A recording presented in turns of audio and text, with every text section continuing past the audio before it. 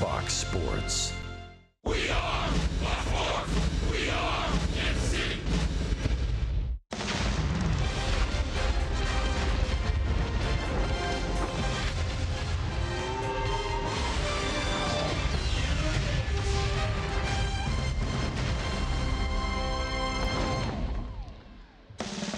Royals baseball at Kauffman Stadium tonight, where it is a brand new day. The scoreless streak is over, the losing streak is over, and now the Royals can take 2 out of 3 with a win tonight against the Rays.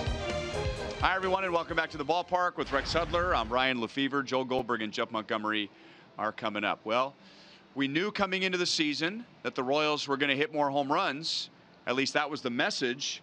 And now they are 8 away from tying the team record from 1987, and the home runs were huge last night. Oh man, you could hear a collective sigh of relief by the fans here at the K. They're all excited. The fans know that this team has got a lot of finish left in them. But Whitley, I think there might have been a pool out there to say who's going to break it up. Bonifacio? Wow, look at these 2 young players that are making a difference this season. But we all know Haas can drive the bus. 4 heaters in a row, he did not disappoint. That was the key shot and really what brought the people off their feet. Love it. Hope we see more of that tonight. So a couple of bad streaks in the rearview mirror for the Royals. Jason Vargas will try and do the same for himself tonight.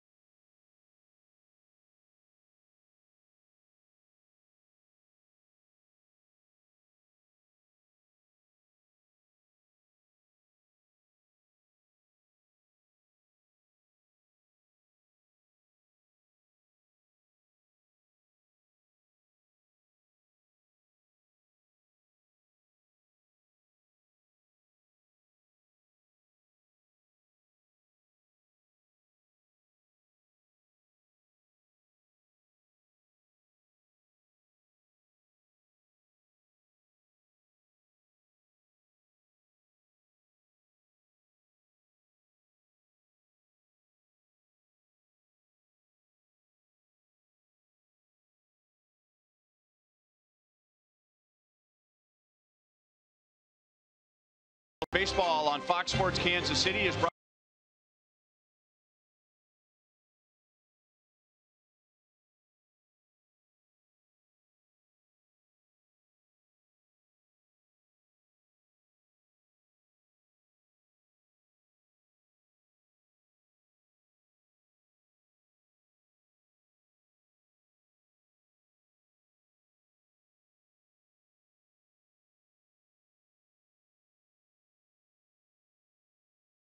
the second half of the season, but with 145 innings in, really, he only threw 12 last year.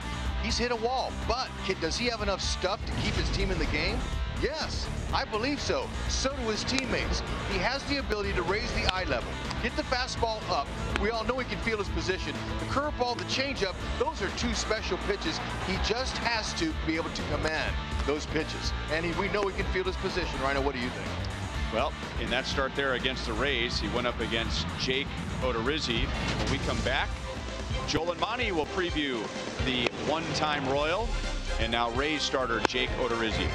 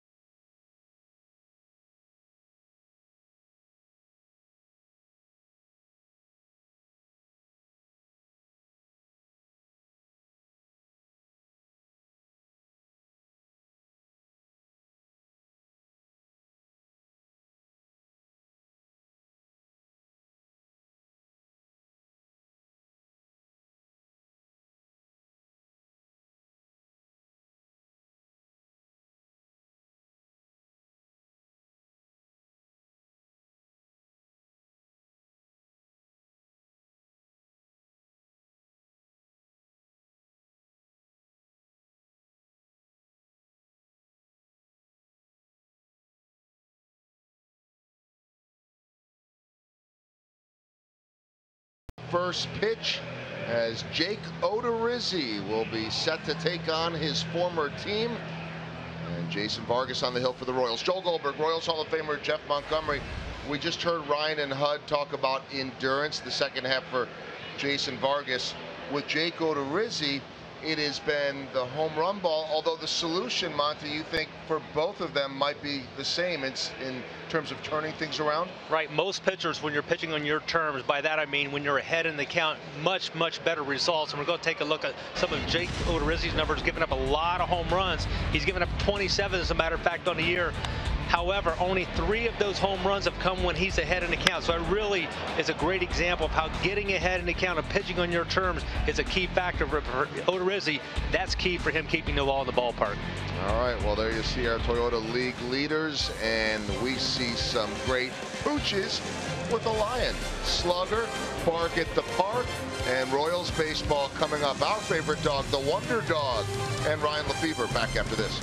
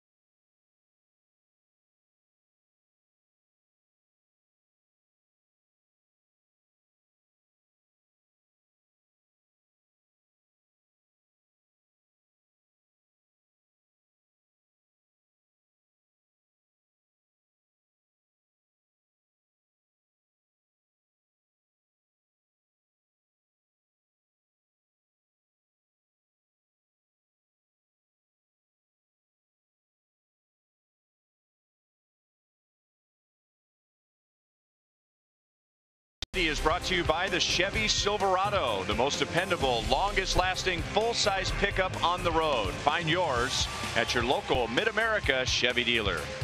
And by the Missouri Lottery. Every ticket played gives back to Missouri schools. So play it forward with the Missouri Lottery.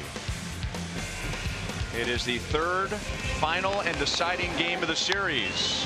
The Rays are going for a third straight series victory. The Royals, their fourth series victory over their last 6. And the lineups in the first pitch are coming up next.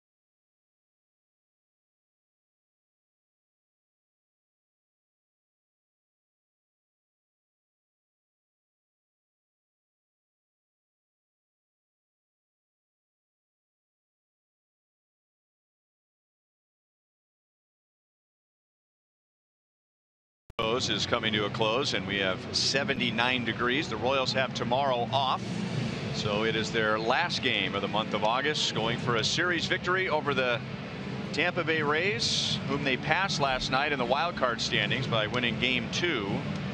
So on one hand, 3 games back doesn't look bad with a month to go, but the Royals would still have to pass 3 teams to get to that second spot, 4 if they want to get the top spot from the Yankees. 2 teams who rely quite a bit on the home run. The Rays much more than the Royals. The Rays hit 3 home runs in game 1, another home run last night, and they have hit 189 this year. That's 4th in the American League, and that includes 4 who have 25 or more home runs. That seems to be the theme this year, is the home runs, that's for sure, but really managers will tell you score runs however you can, just win, baby. That's the key up here. Varkey, that's his mantra tonight. Win, get the series. This will be huge. 262 opponent average. He has hit a little wall in the second half, but he's got plenty left. He's a competitor if he can just stay out of the middle. Getting ahead of hitters is going to be important. He likes to do that with his fastball, although we've seen him pitch, backwards a little bit at times. In hitters' counts, he'll throw the changeup, curveball, and he's been very successful with the changeup. That's been his pitch against right-handed dominated lineups. That'll work. Kiermaier, for the second time in the series, goes after the first pitch and pops out to Merrifield. 1 pitch, 1 away for Vargas. Royals forward around the horn. Royals defense is Melky Cabrera's 8th start in left field. Okay, he's had 18 in right. Very comfortable in either spot, but I think Ned likes him out in left a little bit better.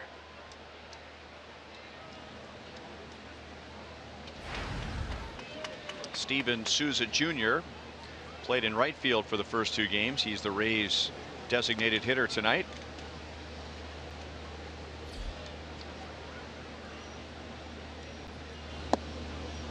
He's had a career season. Career highs in many offensive categories. but 0 for 7 in this series.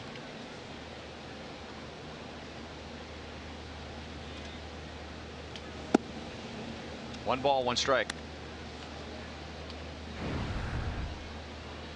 Home runs, RBIs, runs scored, hits, doubles, walks. All of those career highs this year for Steven Souza Jr. I think he might get a nice raise for that next year. That's a lot of production for him. He'll tell you he's been able to stay healthy. Most players that have get a chance to play every day. Look at Vargy popping them up early. Those guys that stay healthy and get a chance to play every day for the full season at this time of year, that have skills, they can put those numbers up.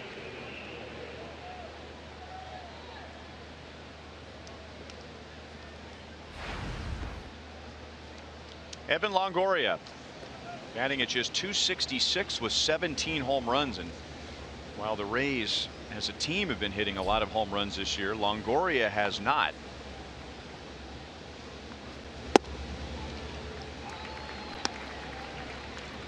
If he goes without a home run tonight, he will tie a career high, going 26 games without hitting a home run.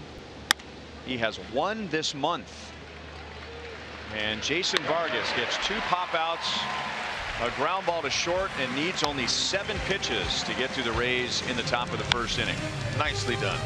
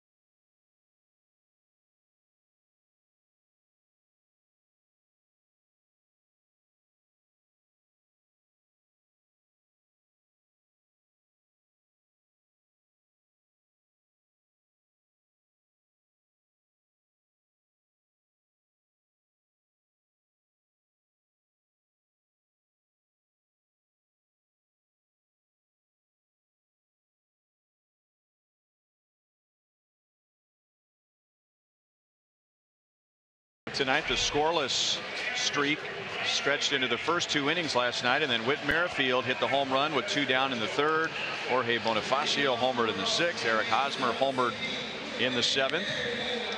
Mike Moustakas will be the designated hitter tonight, with Cheslor Cuthbert at 3rd. All to face one-time Royal Jake Odorizzi. Well, Odorizzi, he's struggled a little bit in the second half of the season. So our Phillips 66, what's in the tank? Talking about his pitch breakdown. Fastball's almost 50%.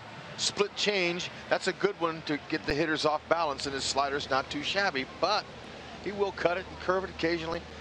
Look for the heater. It could be straight and highly flammable. He's given up a lot of homers. 27, tied for 10th. Good location, and right over the outside to Whit Merrifield. 1 hit so far in the series, but it was a huge pressure lifting hit. Down around the end of the bat, Echeverria got a glove on it, but Whit will be on to begin the bottom of the 1st.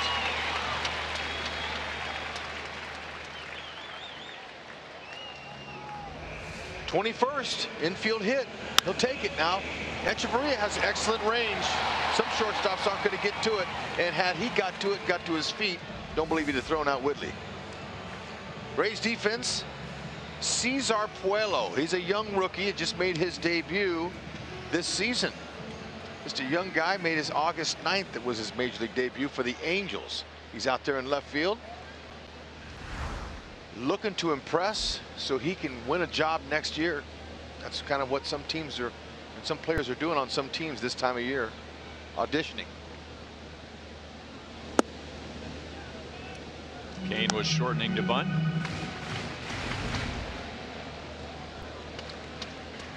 He has had quite a career against the Tampa Bay Rays, and that's carried over into this series. 4 out of 7 with a walk, so he's been on base 5 times in the first 2 games of the series.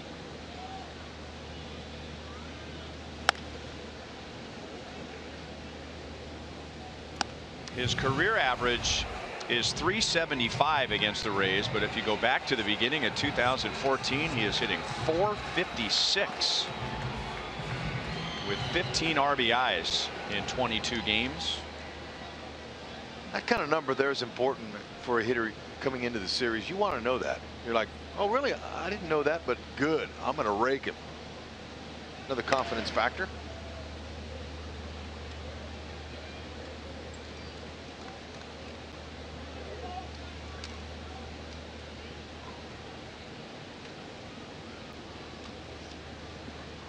Whitley, he can rip you off. Speaking of rip-offs, the league has been successful 5 out of 8 times in steals off Odorizzi this year.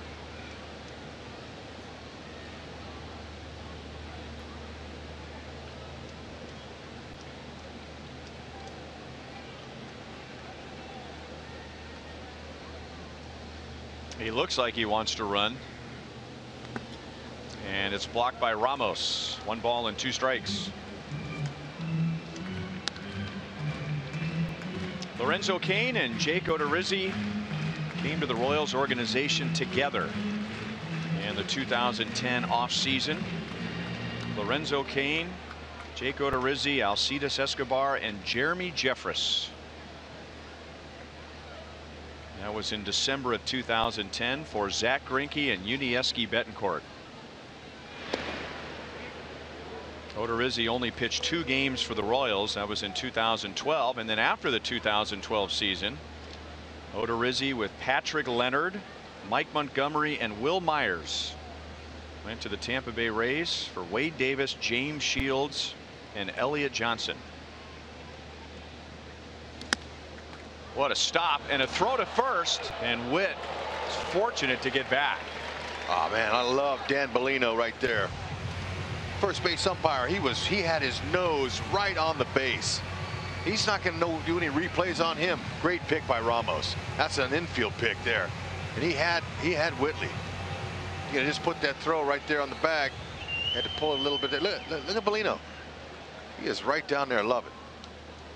Umpire's in good positioning. Is that 4 belts or 5 belts? 4. Okay. Told you I had a chat with him about the nylon belt. It's easy, it's lighter, and it's much more flexible, and you never break them. And he quickly said, I'm not comfortable with them. I said, okay, you win. But eventually we're going to get some sort of belt activist group out here. Yeah, that is going to be. That's what I'm saying. That's a leather belt. It's patent leather. It's shiny, and he said he's comfortable with it. And if he's comfortable with it, I am. But you break them. And or he could get a belt endorsement. He's running, and it's fouled away. You know, watching the replay on that ball in the dirt, and Ramos made a great stop. And maybe I'm biased because we've seen Salvador Perez his entire career, but Ramos, he caught the ball, and then he needed a moment to realize that Merrifield had gotten away from first base. Watch the catch, and then a hesitation, then he sets his feet. Salvi anticipates on plays like that the runner is getting away, and he just throws down there anyway. Yeah. Witt runs again, and it's in the dirt. Witt goes diving into second base. So runner at second with nobody out. Whitley, he's measured him up. He earned his 26 back there, and he took a good pitch to go on, and that's the off-speed pitch. Lots of times his base stealer will peak once he gets his initial lead, and he'll kind of peek to see if he sees more than one finger put down by the catcher. He knows that's a good pitch to run on. Get there quicker.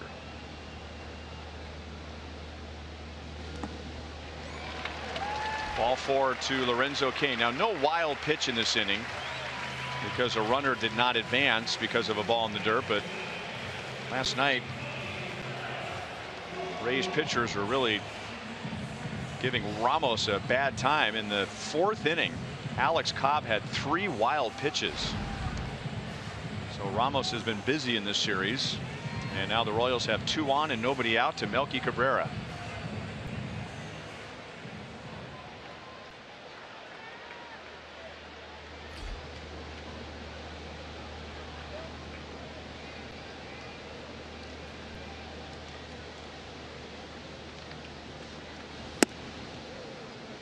A strike to Melky Cabrera.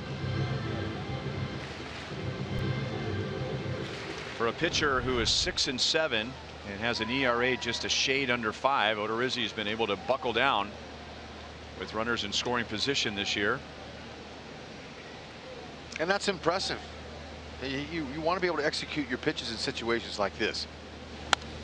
Melky, on the other hand, he's struggling. He's in a little slump. He's 0 for his last 12 with RBIs. He's got good wrist numbers, 287 overall, but he's been in a little bit of a slump. The second longest RBI drought of his career right now. Good time to break that up. Outfielders are swung over to left center on Melky, thinking he's going to go to left or left center.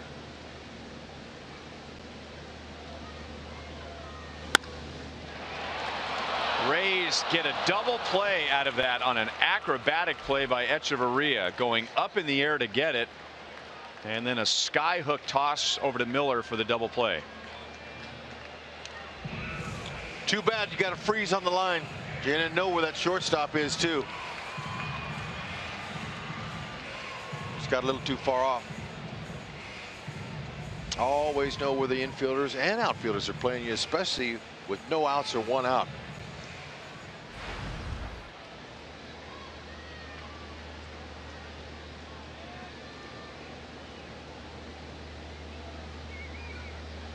Eric Hosmer with Cain at first base and 2 down.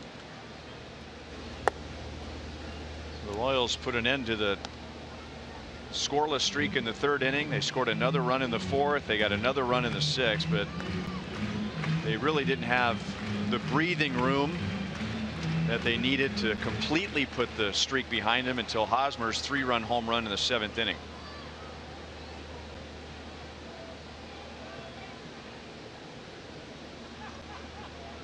Cain is running. Ramos's throw is on the money, but Cain got his left hand on the bag before the tag. All right, so in the inning, Whitley ripped off his 26th. Now Locaine with his 24th. Good jump.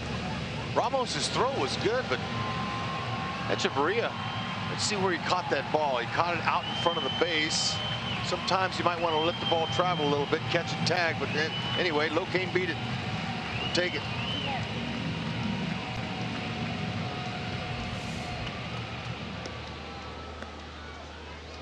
I mean, you got to be really quick with the tag if you're going to catch it out in front like that and sweep it across. Sometimes you're just better off letting the ball travel and just take the ball, your glove down and tag it. I'll make it hurt.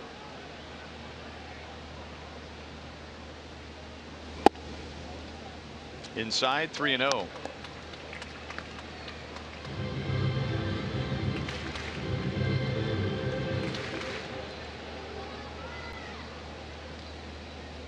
Home run last night was Hosmer's 22nd. He had 25 last season. His next hit will be number 160. And he fouled that one off of Ramos. Take a look at our Kubota power stats. Eric Hosmer has hit safely in 8 of his last 9 games with 8 runs driven in, and 3 of them on that swing right there. against Dan Jennings, a lefty who came into the game specifically to face Hosmer for the 6th time this year, and this time Hosmer got him with an opposite field home run. Yeah, I mean, 4 heaters in a row. Level swing. I mean, his bat stays in the zone, the hitting zone, a long time. Big curveball on 3-1. Full count. Salvador Perez is on deck. You know, that first half average really doesn't tell the whole story, because he had, like a lot of Royals, a really bad April. So to get to 318 by the end of the first half was impressive, and he just carried that success right into the second half. Hosmer hit 225 in April. Still 3-2. The whole offense didn't do much in April. 225 with 1 home run and 6 driven in. The whole month? Whole month. So he's hit. Oh, man, that's not like him at all. 21 home runs in the last 4 months.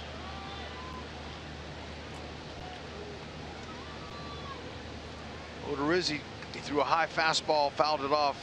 A lot of high fastballs get fouled off by Odorizzi. His heaters at 91 average. Pulled on the ground to Morrison, who is deep. He was all the way out on the grass, and he comes down the line to get Hosmer. So a promising start. The double play was huge. No score.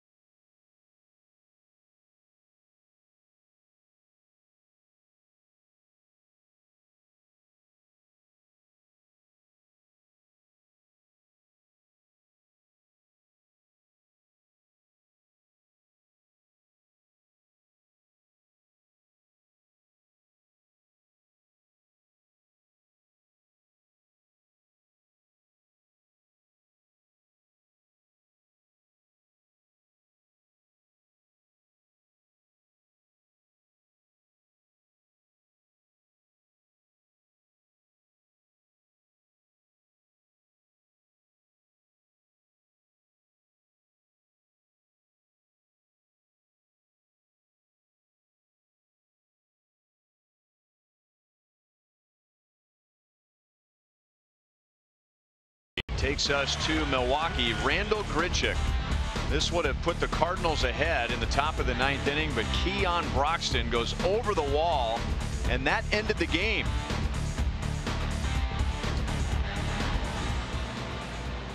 The Brewers had a 5.5 game lead in the Central at the All-Star break. They were 9 games over 500, but the Cubs have taken off in the second half, and now the Brewers are 3 games back, 5 games above 500. What a catch by Broxton. How about that to end the game. Yeah, and you know, he measured it. It was so high hit that he had plenty of time to get back on it, jumped, caught it, and man, was he pumped. You know, and since it wasn't in the middle of the game, look at the timing here. Wasn't in the middle of the game. It was the last out of the game. I'm okay with doing whatever he wanted. He could have did cartwheels. He could have did backflips. That saved the game right there. Believe it. Wow, special play to end the game. That'll be on all the highlight reels. Rocco Baldelli, Rays first base coach, gives away a souvenir. Easy to see him back in uniform. It is. Good guy to pull for. Good, nice, easy 2-hopper right to him. He was one of the most promising and talented young players in the game when he was called up. 1 ball and 2 strikes on Logan Morrison. Weren't they dropping a Joe D on him? They were. Yeah. Joe DiMaggio. As in a. You don't hear that. With his combination of power, speed, defense, and being a right-hand batter. Yep. 1-2 on Morrison. And Paco Baldelli was just 21 years old when he was called up, and then had some issues with fatigue, and they just couldn't figure out what was wrong with him. He had test after test.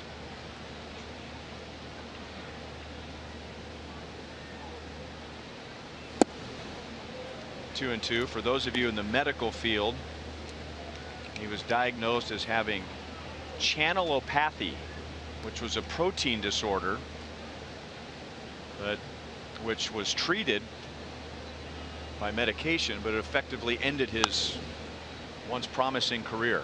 He was something. He had a basketball scholarship out of high school, a volleyball scholarship, and a baseball scholarship, all to Division I schools growing up in Rhode Island. Really? Volleyball? You don't hear that very often attached to baseball players. 2-2 on Logan Morrison. Jason Vargas needed only 7 pitches to get through the Rays in the top of the first inning, getting Kiermaier, Souza Jr. and Longoria. Logan Morrison hit his 32nd home run of the year here on Monday night in his return to his hometown. Had a nice RBI single last night too off of Alexander. He's be tough. His family's all here, his friends, you know, he's playing in front of his home crowd, and don't let him beat you. He's going to rise to the occasion. You said 7 pitches in the first at bat. He's already done that in this at bat here, first inning. Now it's just battling. Gonna stay in on him. Shot foul. Nice play. Guy was waiting for it. Played the ricochet off the tarp and didn't drop his ice cream cone.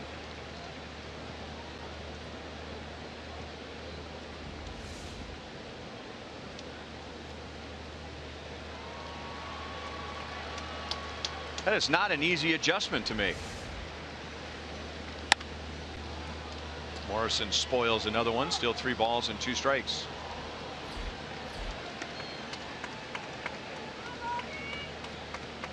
Logan Morrison, who attended Park Hill and Blue Valley West, and then he moved on to New Orleans for the last 2 years of high school, and then came back to Kansas City and went to Maple Woods when the Marlins drafted him in 2005. That had been tough high school career. Man, Vargy probably just needs to flip a slow curve up there. See that big inhale, hail, and exhale by Vargy right there. That's a lot of pitches he's expended to Morrison.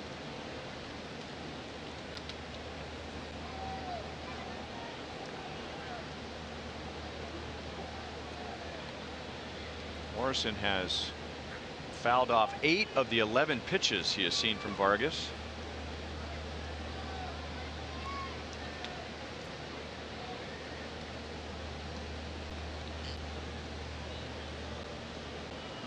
What's Salvi going to go with here? Going to try and put him away with a changeup. And another foul ball. Logan had never hit more than 23 home runs in a season, and now he has 32. Royals are catching him at a bad time. He has 3 home runs and 7 driven in over his previous 3 games. And you can tell right here in this at bat here, he's competing. Get him with a high heater. A mile high to center field. And right to Lorenzo Cain. Wow, so man. It took 13 pitches, almost twice as many pitches as it took Vargas to get through the first inning to retire Morrison. Look, they're definitely trying to tie him up. You see the pattern. And then after that, finally Vargas got him on. Actually, Vargas didn't get him Logan will go back to the dugout and say, I got myself out. That's what a lot of hitters do. He didn't get me out.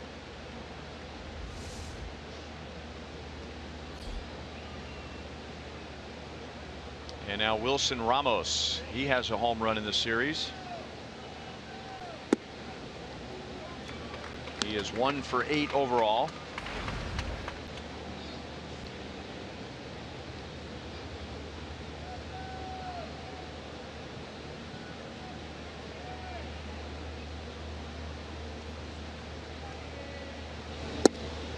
One and one.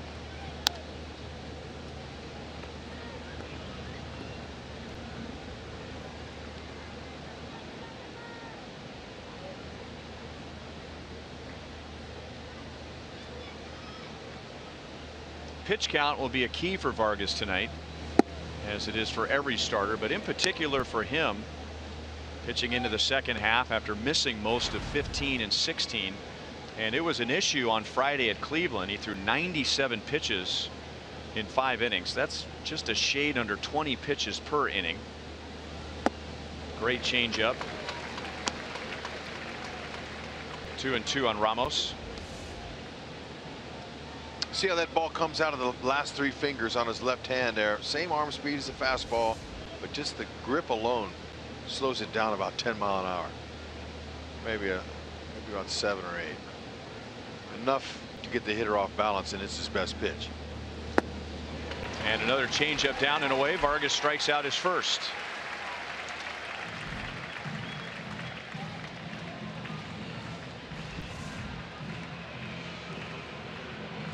Just get the hitter anxious, you know, leaning out over. He might even be looking for that pitch, but you still can't hit it. It's just amazing to guys that have that type of command with that pitch, what they can do to a right-handed batter.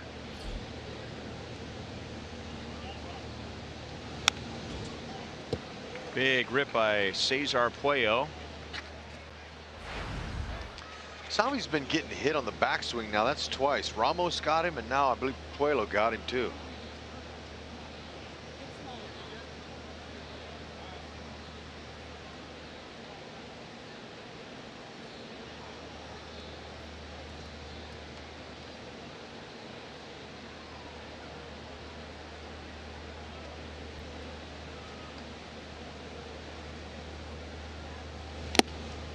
Another big rip.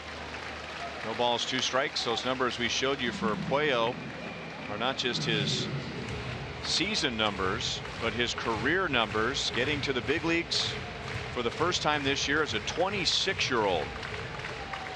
This is his 10th professional season, and he finally got to the big leagues. Change up, hit back to Vargas, and the Rays go down 1-2-3 in the second.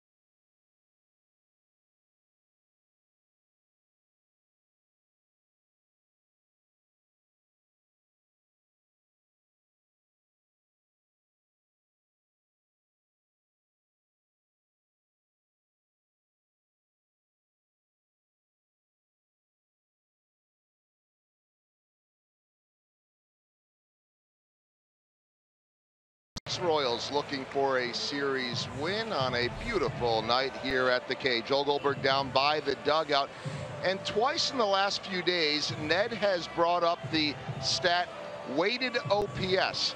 Now, of course, most people nowadays know about OPS, on base plus slugging, and folks in the sabermetric community certainly wouldn't think that a stat like weighted OPS is new, but it's not one we've talked about much. And he said that Pedro Grifol is really one that turned him on to it. Pedro studied the sabermetrics for a lot of years, and he said that recently he asked from some of the sabermetric folks upstairs for a quick little summary sheet to give it to Ned to explain it a little bit better. And basically, guys, it is this: it's giving credit for players that hit hard hit balls and balls that are hit further. Think back to that catch the other night that Bradley Zimmer had against Lorenzo Cain. It shows up as an out, but with weighted OPS, it's going to be weighed more heavily because of how hard it was hit, how deep it went, also adjusted to the ballpark. So it's extra data for Ned that he's now looking at on a regular basis that can help out with matchups and intentional walks and things like that. Ryan, I would say if you take the numbers out of it, it's like when you on your scorecard highlight a hard hit ball or that type of thing where you can look back and say it wasn't just 0 for 4. He hit the ball hard all night long. Good point. Breaking ball strike to Mike Moustakas. As the numbers evolve, there's a process of peeling back the layers. It's like, okay, this is what the number tells you, but let's peel back a layer. Let's go a little bit deeper into that number. Fouled away by Moustakas. You know, another one that is used quite a bit now, batting average for balls in play. And on one hand, you can say, well, this pitcher's been lucky. His batting average for balls in play is low. It's below the league average, so he's having a lucky year. That's one way to look at it. Moustakas swung, and he made contact and down on strikes. But sometimes it's not lucky. I mean, let's face it, there's some pitchers who their stuff is so good that it's just hard to square them up. Yep. I mean, it's not a fluke if a guy has a low batting average on balls in play because of, you know, facing an average pitcher versus Chris Sale. Well, there's a reason why Chris Sale's, you know, opponent's batting average and balls in play is low, because it's harder to hit him hard. Yep, sure is. I absolutely love this metric here, weighted OPS. This, I heard about it earlier this year, first time I heard about it, and I was like, finally. They came up with something that's going to help a guy who doesn't have anything to show for it, but he's hit 5 line drives in the last week.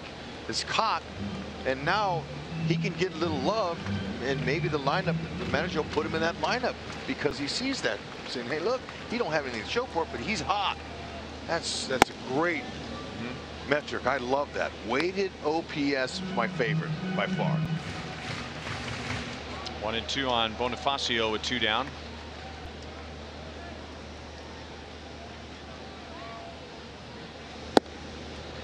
Odorizzi strikes out 2. It was a struggle for him to get through the first, but 1, 2, 3 in the second with 2 strikeouts.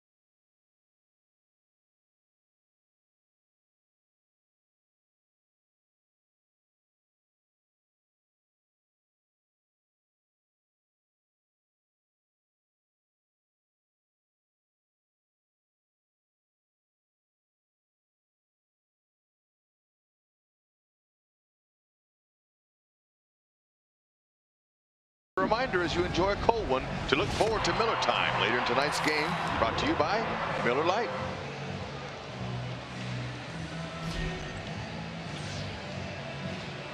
Jason Vargas has retired the first 6, and now he'll have some Miller time. Brad Miller, who's sitting 195 with 7 home runs. He hit his 7th in the 7th last night, an impressive line drive home run to right field. Down from hitting 30 home runs last year.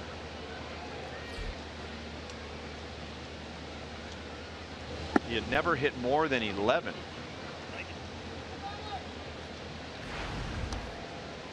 Yeah, and I don't know, last night you were saying, well, you wonder about the next year, could it ruin him?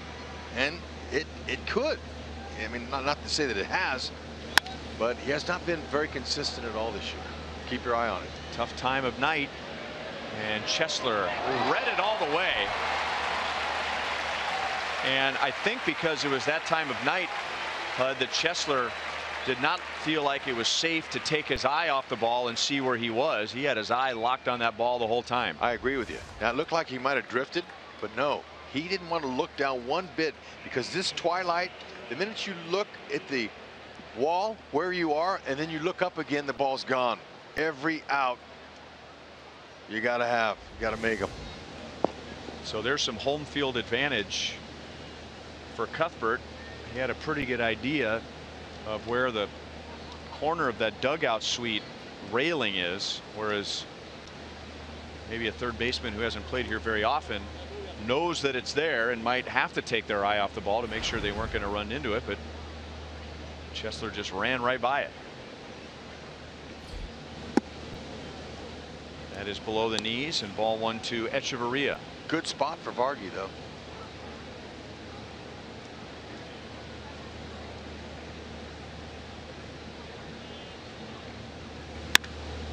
That's well hit. Deep left center field, and it is gone. Echeverria with his 5th home run of the year. Tampa Bay takes a 1-0 lead in the 3rd inning.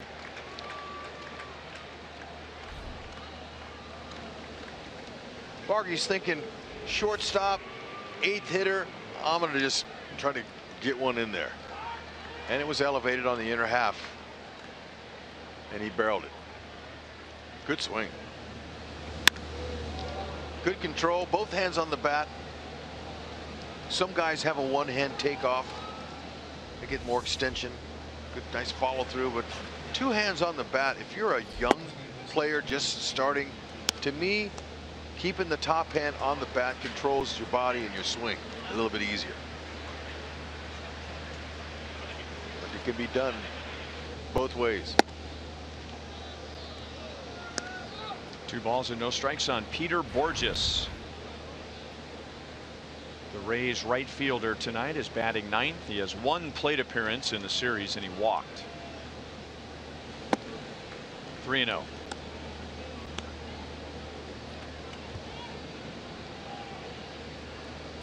So that's the first run for the Rays against Jason Vargas this year, and it came in their 10th inning. Vargas, we showed you at the top of the broadcast tonight, he went 7 scoreless innings back in May. The Rays never got a runner to third base in that game. 3-2. In fact, they only had 2 at-bats with a runner in scoring position in those 7 innings. That's when Dr. Vargas was making house calls with regularity every start. I mean, he was locked in, precision like. So after the home run, a walk to the number 9 hitter. 1 on, 1 out. Ladies, you don't want to miss out on Girls Night Out. It's here on September 8th, presented by your Kansas City area Chevy dealers. Join us for a fun pregame event with proceeds benefiting the American Heart Association Go Red for Women. The first 10,000 ladies through the gates receive a Royals Infinity Scarf. And you can get those tickets right now at Royals.com. And that series will be with Minnesota. One of the teams the Royals are chasing for a wild card spot. Royals will be in Minnesota this weekend, and then Minnesota will be here the following weekend.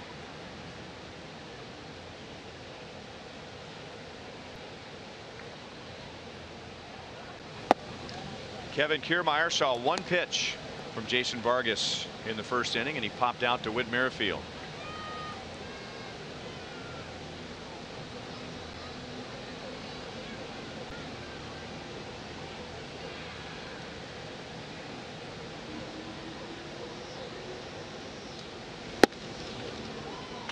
Over the inside, 1 ball, 1 strike. Kiermaier has grounded into just 1 double play all this year. Runs well. Borges runs well at first base. Tough to get him. Vargas is a fly ball pitcher, but sometimes he'll roll him up. He's got 16 induced ground ball double plays. Borges with 5 steals, been caught 4 times.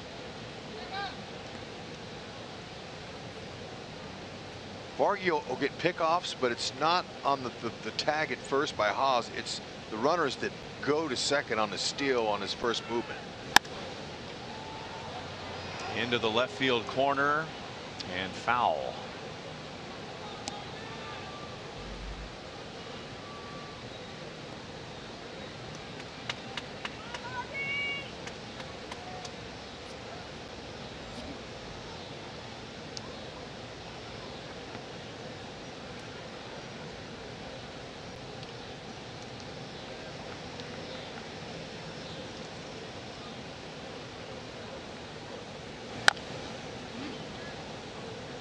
Still 2-2. Key for every pitcher is to get ahead, but especially for Vargas. Getting ahead in the count's crucial for him. And when you do that, if you're a pitcher, now you're making pitches and executing on your terms. You're executing your pitches. That's into right center field. Borges, with his speed, easily goes first to third, and now runners at the corners with 1 out. Kiermaier is 1 for 2. That's the kind of ground ball hit right at someone that's a double play. It is. It's a big breaking ball, but he waited a little bit long. Whitley thought he would pull, waited just a little bit long. Now, a typical double play depth, that's a routine double play. But Mike Jerschley has told me, as the infield instructor for the Royals, and he's in control of the shifting, that sometimes they want to take a chance on a guy, Whitley, they'll move him way over. And they took a chance there. Didn't work. Steven Souza Jr. popped out to short in the first inning. So Vargas retired the first 7 Rays hitters tonight. And now a home run, a walk, and a single. That's outside, 2-0.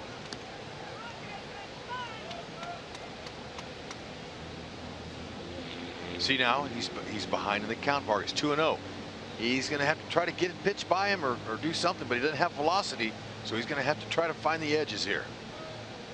Keep it down. Changeup is ripped foul.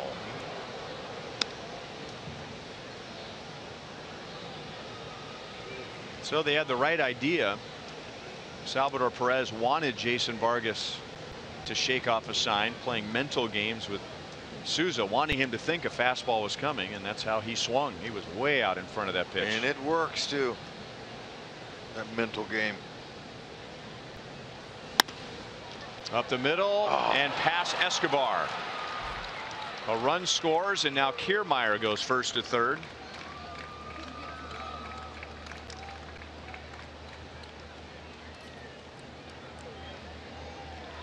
Last 2 hitters, he's got the ground balls, but just not at the right direction. Let's check it out. That's, man, you'd hope that was going to work. Esky doing all he could to knock it down. Tried to get 1 out. Top spin grounder, second bounce, had a little kick forward. And Salvi was very clear as to where he wanted that pitch. Not only did he put down a fastball sign and away, but Watch where Salvi wants this ball. And he down, get that thing down and away, and watch the location. Wow. That ball could have been hit for extra bases and hurt him more. That location. One strike on Evan Longoria.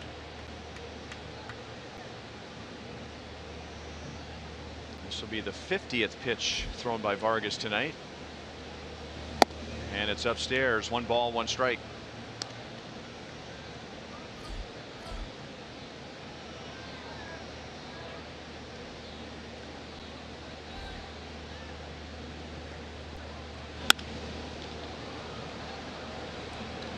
Kane gets behind it. Kiermaier's at third. He has great speed. Lorenzo is aware of that, so he flips it to second.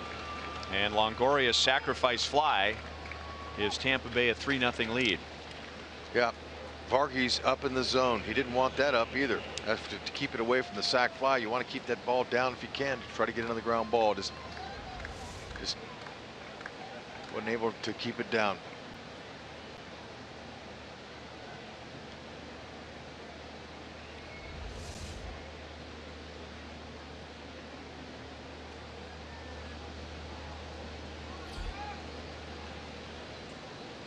Logan Morrison with Steven Souza Jr. at first and 2 down. He had a good swing. Vargas got him on a fly ball to center field in the 2nd inning. And it took 13 pitches for Vargas to get a decision for Morrison. And he fouled off 9 for the fly ball to center.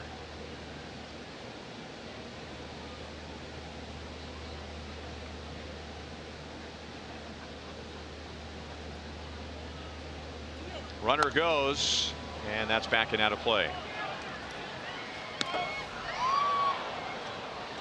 Check out the balls in play. Royals are shifting him. You see Merrifield. He's over there where he wants to get one. Escobar standing right there. They're trying to cover it on the ground anyway, and that's where you hope Vargas's command is with his pitches. Down, below the knees. Hadn't worked out so far in this inning.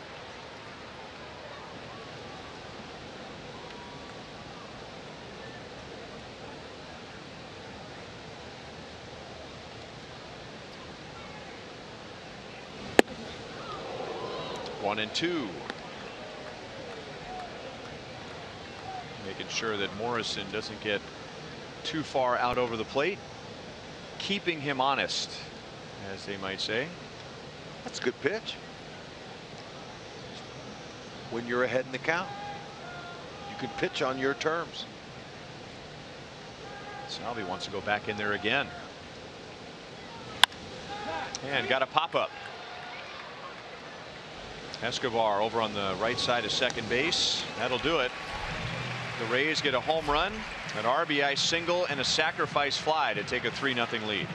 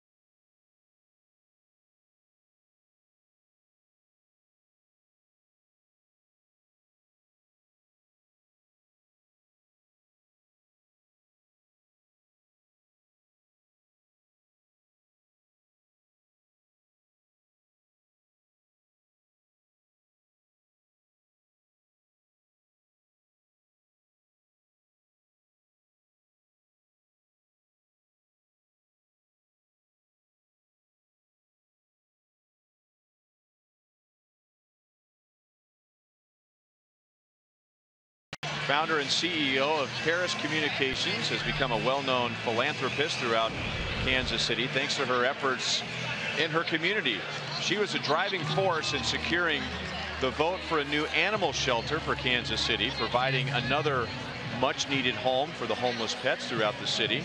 Roseanne has enriched the lives of animals and people alike through her dedication to helping Kansas City's homeless pets. And she's sitting in the Buck O'Neil legacy seat at tonight's game on our second Bark at the Park. Our third Bark at the Park. I beg your pardon.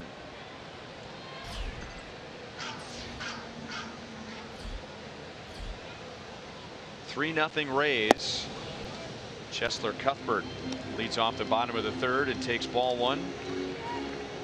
The Royals had 2 on and nobody out in the first inning against Odorizzi. He pitched around that. He got a line drive double play.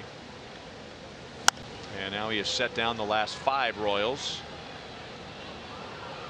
Echeverria started that double play, making a leaping grab on a line drive and then an over the head toss to second to finish the double play, and then he hit a home run in the Rays' 3-run third. 2-1.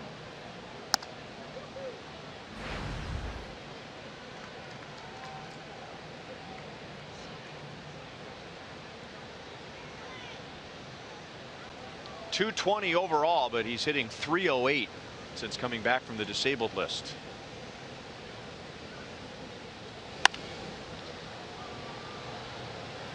Borges will give it a look, but it's 10 rows back. Still 2-2.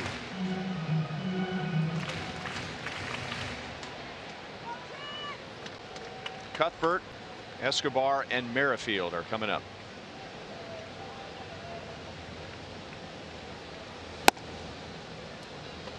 Three and two.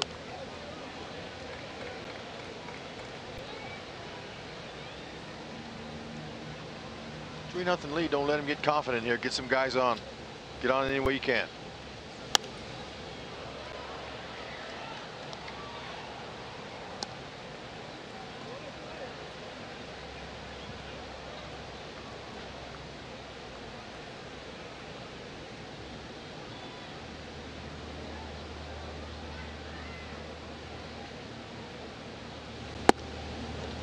Just outside. Odorizzi wanted that and didn't get it from the home plate umpire Bill Welke. That's his second walk. Not what you want to do after your team just scored you 3 runs. Walk the next hitter, make him pay. That's off the dish. Sure, he wanted it. Welke didn't give it to him. See if the Royals can get something going here and get a big hit.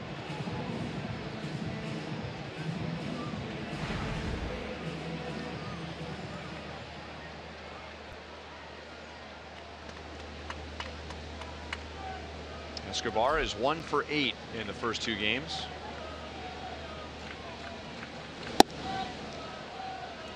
And that's just outside.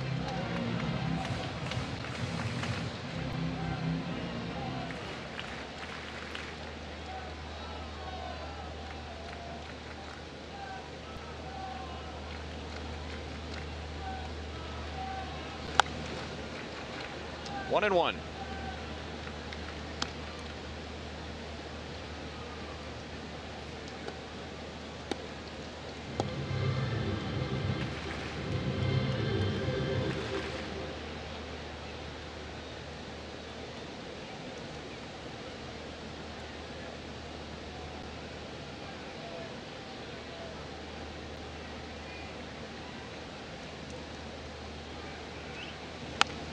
Great idea. Odorizzi a little late. And the Royals have 2 on and nobody out. Third bunt base hit of the season. Very nice job by Escobar at the last minute. Look how he disguised it. Odorizzi, he had his back turned to third.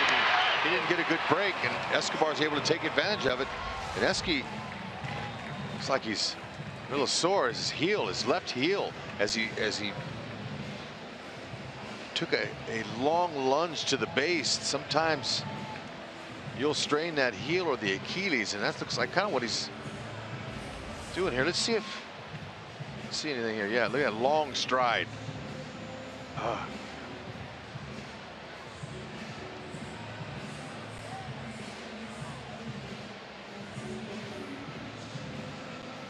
It's so tempting to think that that long leap is going to get you to first base quicker.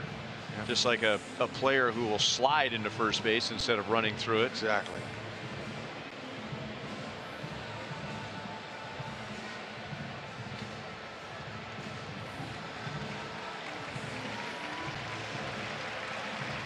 Little action on here now. First and second, you got a guy that can handle the bat up there in Whitley. Situation could call for a bunt, but you can't bunt a guy like this who's the third best second baseman in baseball as far as OPS, excuse me, WAR. He's too valuable. He's got too much power. You don't want to waste a bunt with Whitley, but let's see what they do.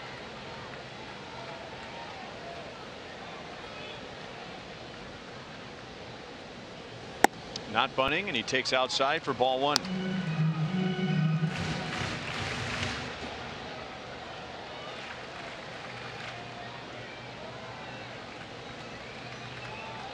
Witt was on with an infield single in the first inning, and then he stole second base.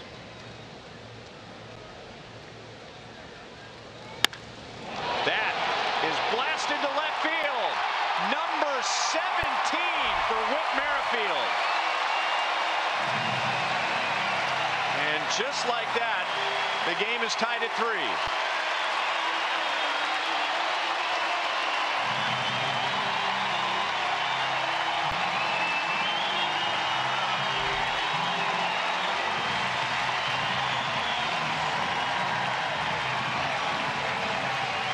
That's why you don't bunt him. This guy can do damage. Ties it up in one swing of the bat. Looked like an off-speed pitch, probably a changeup. It didn't do anything, but says hit me. And Whitley did. 17 and 62 ribbies now. Look at the bullpen. There's the smiles that are back. Up and away to Lorenzo Cain. Academy Sports and Outdoors leaderboard. And now the Royals are just 7 home runs away from tying the team record of 168 in 1987.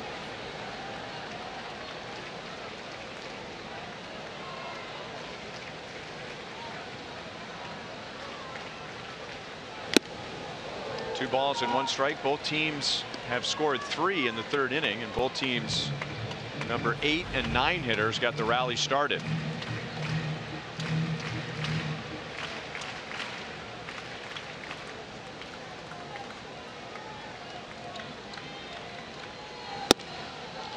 Got that call over the outside. 2-2 on Cain. He walked and he stole a base in the first inning. Home runs have been an issue for Jake Odorizzi this year. A big issue. Grounded sharply, came up on Morrison, but he handles it and gets to the bag right in front of Cain.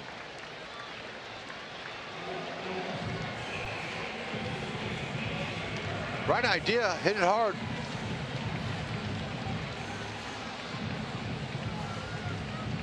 Odorizzi has given up 28 home runs in 114 innings.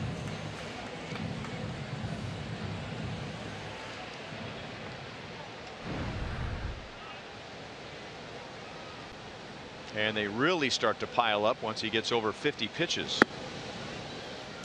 That was number 45.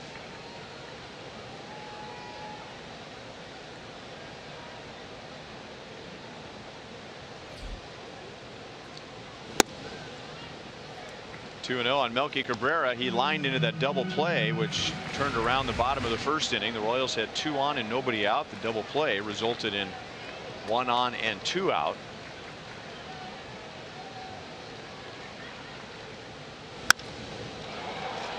Lifted to left. Puello is back. 2 outs. College football is back, and it all starts Friday on FS1 as number 8 Washington takes on Rutgers. On Saturday, Maryland battles number 23 Texas, and on Sunday it's Texas A&M and UCLA at the Rose Bowl. That's on Fox.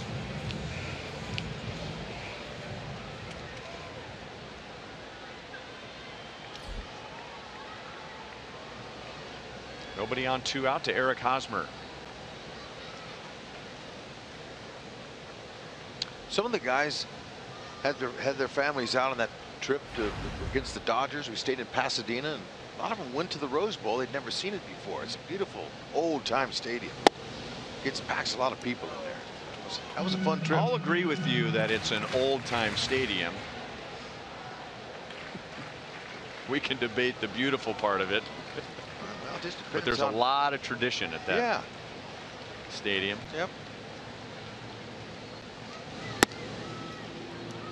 And Pasadena is a long way away from Westwood, where UCLA plays.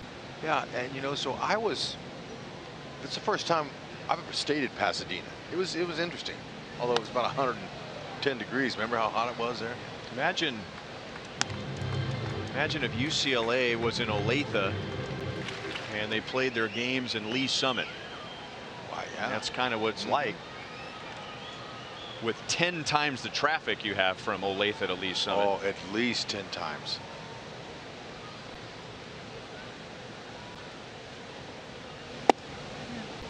Two and 2 on Hosmer. There's a good seat right behind home plate, about 15 rows back.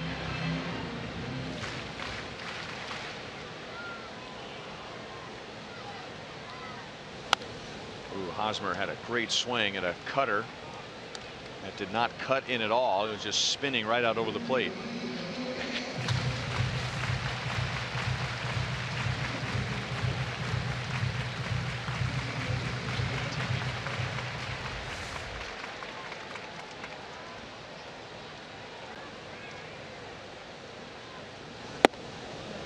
Three and 2.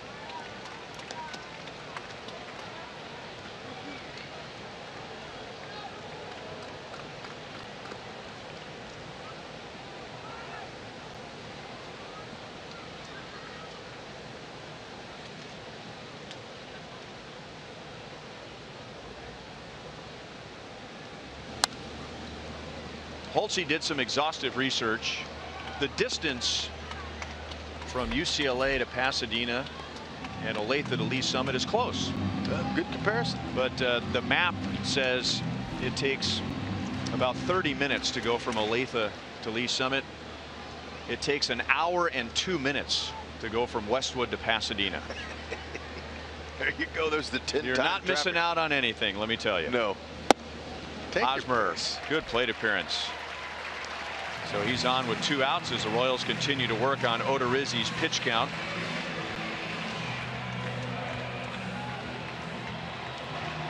So he has walked 3 in the first 3 innings. Walks have been a problem for him.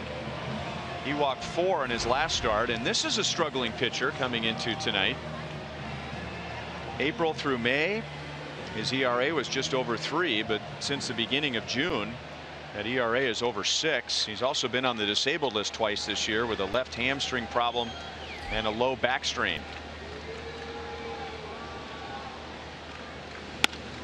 Got Salvi to chase one up in the zone, and it'll be Borges coming in from right to make the play. The Rays get 3 in the top of the 3rd, and with 1 swing, the Royals tie it on Whit Merrifield's 17th home run of the year.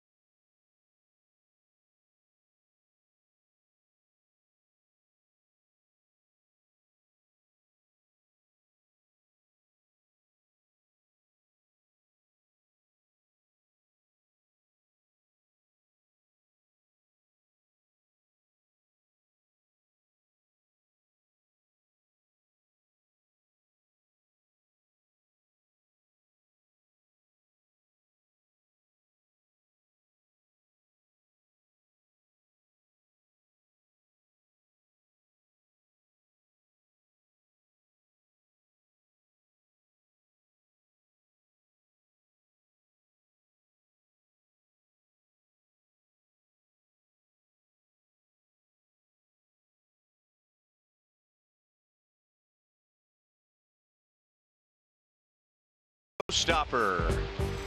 And it takes us to our nation's capital. Steven Strasburg, man, have a day. A 6-hit shutout, and he hit a home run. His second career shutout, his third career home run, and that win came against Miami, who's in second place. So Washington's win gives the Nationals a 15-game lead in their division. Man, we have some huge leads in 3 divisions around baseball: the AL West, the NL East, and the NL West.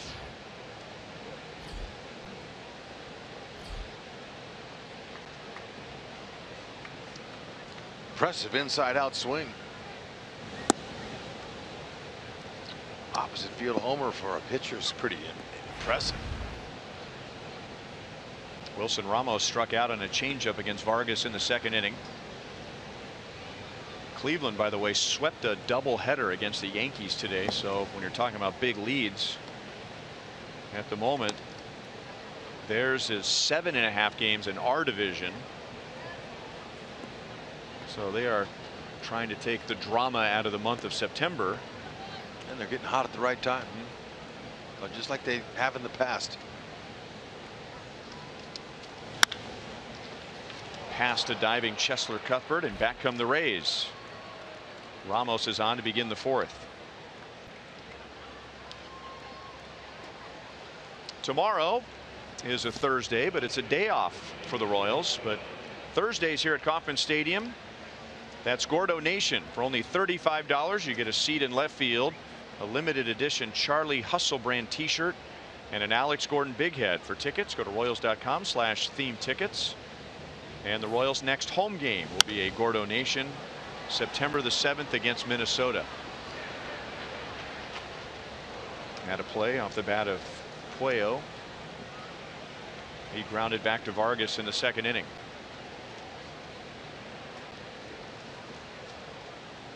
Cesar Puello, signed by the Mets 10 years ago.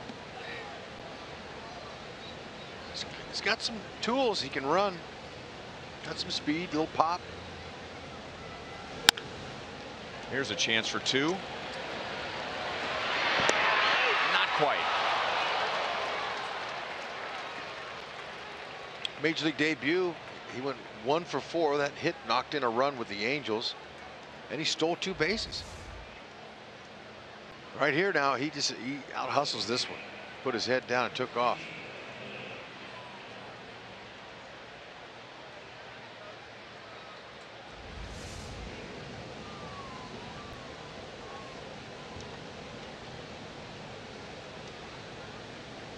And now Brad Miller, he fouled out to Cuthbert in the 3rd inning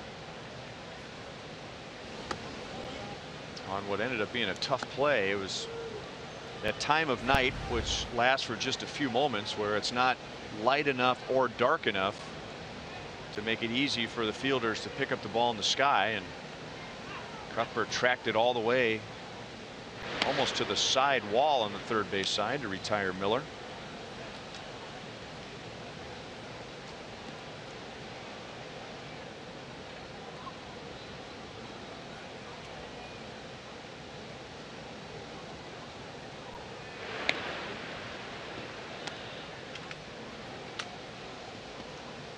Several numbers are down for Miller compared to last year, but this is interesting. He has more walks than hits.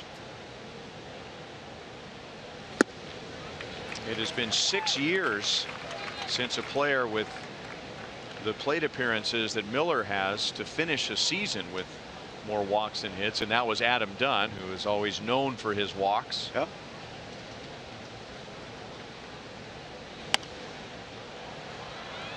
One ball, 2 strikes. Just kind of, you can kind of think about this the rest of the game, Hud, but I was thinking about players like Miller, who had a big home run season just completely out of the blue, and it really just kind of changed the type of player that they were after that. Well, I've got a couple. I was thinking about Dozier, but he's had a good strong second half. He's coming on with the homers. Brandon Inge. Hey, there you go. Yeah. Third baseman, Tigers. Omar Infante. Wow. Okay. Kevin Cedergren, our producer, suggested Brady Anderson. There's a base hit into right field. And Puello's going to make the turn. And he's in there. Runners at first and third with one out. It's good aggressive base running there. But Bonifacio did the right thing. Didn't take the bait and try to overthrow. Keep the double play in order here.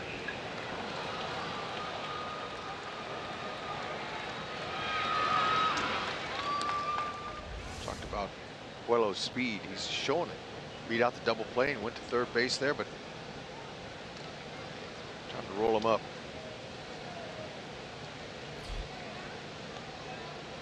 And now the number 8 hitter, Danny Echeverria, and he is homered already tonight. No balls and 1 strike. Jed Jerko, remember, he had a big home run season with the Padres and very early in his career, and they gave him a long-term extension, and it took him a few years to put the pieces back together. Yeah. Big pop-up. Salvador Perez brings it down to retire Echeverria. So runners at the corners with 2 down. Change up. That's the pitch. And it caught a pretty good piece of the plate, but he was ahead of it. And nothing will upset a hitter more than that. Popping up to the catcher with a runner at third and less than 2. Hang with him. After the home run, Echeverria's got him thinking he can hit a homer again. And he tried to pull that outside changeup, and home run got him. Previous at bat, he thought he could do it again.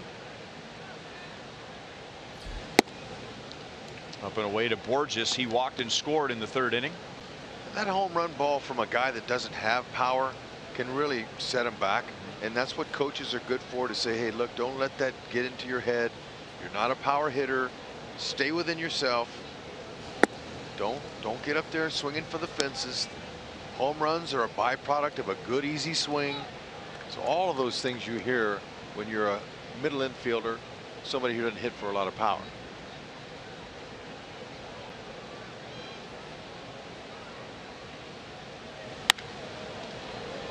Fly ball to left center. The Rays had runners at first and third with 1 out, and Vargas gets a pop out and a fly out to get out of it.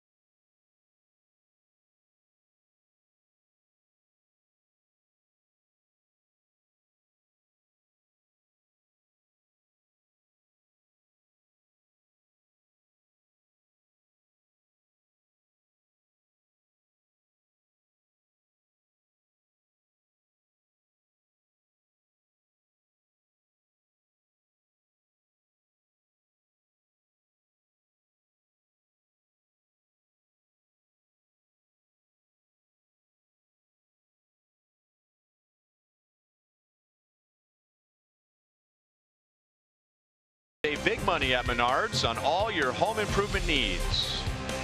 And by Dodge, join the Brotherhood of Muscle at the Dodge Summer Clearance event going on now. Look at that dude. What a night. Beautiful. Brian, you're not quite ready for a critter like that, are you? in your house? Oh, we've got one. Oh, you have dogs? Oh, yeah. Oh, I didn't know that. We got all kinds of critters at our house. My goodness. I know you got the horses and everything, but they're a handful. It can be.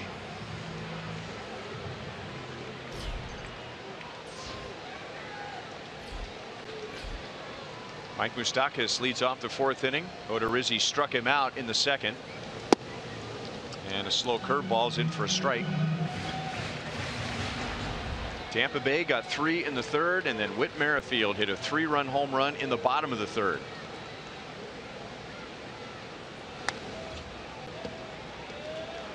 Oh, and 2.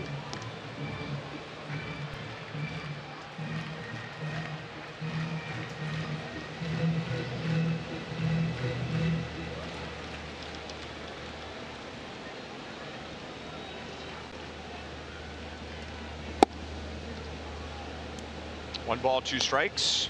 It'll be Moustakas, Bonifacio, and Cuthbert.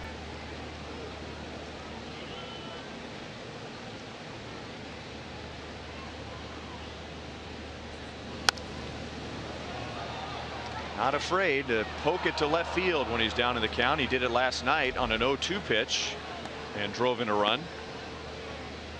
Sure did. Very impressive. I liked it. Well, you make a mistake with 2 strikes, he'll still turn and burn, and they believe he's going to pull the ball.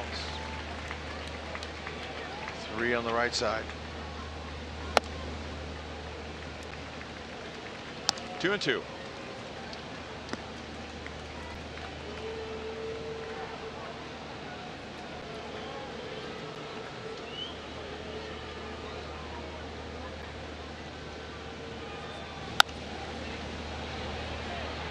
That's a long run for Echeverria, and he got there with the overshift. He ran almost the length of a football field to get to that one. 1 out. That's why you leave the shortstop on the all alone on the left side of the infield for this right here. Okay.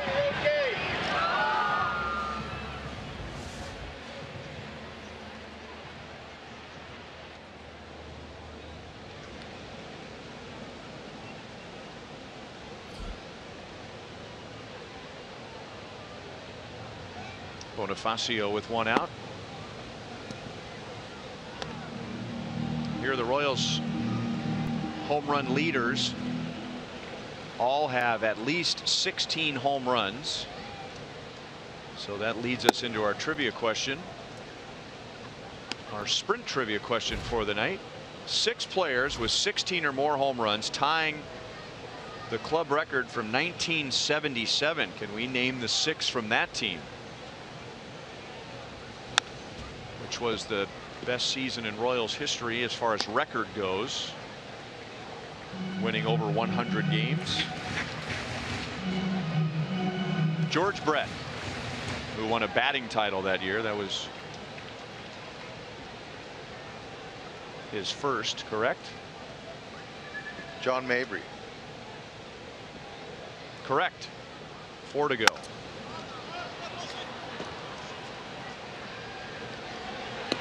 Ramos makes a play in foul territory.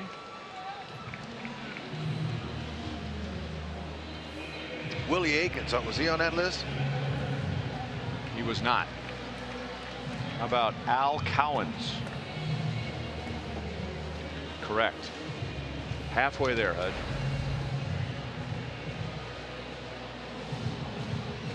Darrell Porter. Nice. Correct. It's 4.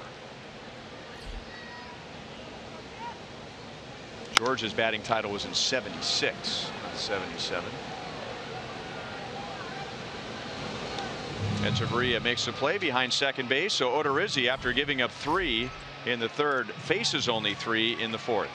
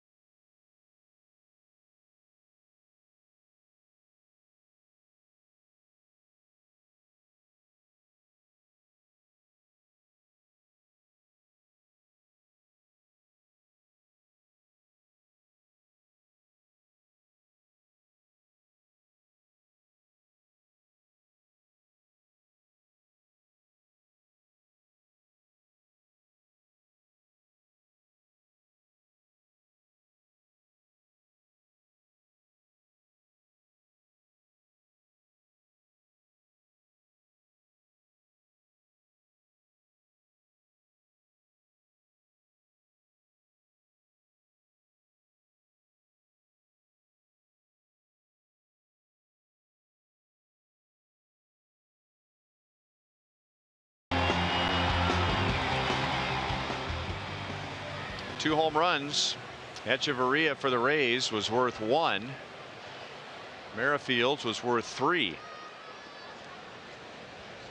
Jason Vargas will get the top of the order for the Rays in the 5th inning. He's given up 3 runs, 5 hits.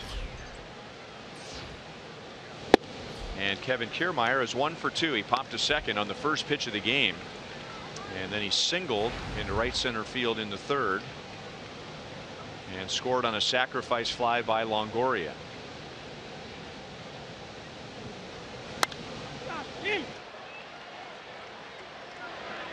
Should be easy for Cuthbert. 1 down. Well, if you missed out on a theme ticket this season, now you have a second chance. Purchase a second chance theme ticket to guarantee yourself one of our items from this year. You get your pick from the remaining inventory. Items will be available for redemption on a first-come, first-served basis. To see what items are available and to purchase your tickets, go to Royals.com/theme tickets.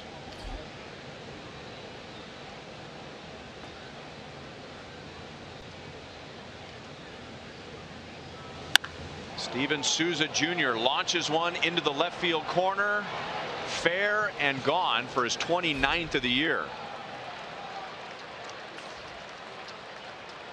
The only question there was whether it would stay fair or not, but as soon as he made contact, it was pretty clear that ball was going to land a long way away from home plate. Sure was loud.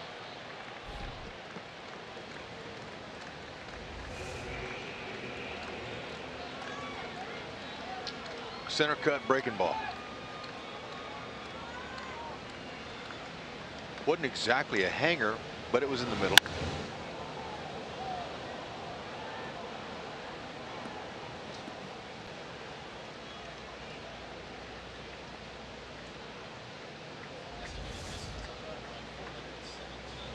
.417 feet for Steven Souza Jr. Evan Longoria takes down and away ball 1. That's just the 2nd home run allowed by Vargas on his curveball. He gets a lot of takes on that pitch. He and Salvi have really done a good job this year of picking good spots to throw that pitch. Very rare that a hitter will even swing at his curveball. That's inside. 3 balls and no strikes on Longoria. You could tell though he saw it. Souza saw that ball up on the outer half and he just believed it was going to come down in and he stayed on it. 3-1. I think most hitters when they go to the plate are so focused on trying to decide whether they're getting a fastball or a changeup that it's easy to forget about that curveball. And Vargas has gotten a lot of free strikes with that pitch this year. And he just reacted. Escobar throws out Longoria and there are 2 outs. You're right. Most guys off of Vargas fastball changeup. Now you'll react to this. He sees it up like that was it came out of his release point up and he just reacted. And that's what happens when you pull home runs like that. That's on a pitch like that. That's a reaction swing.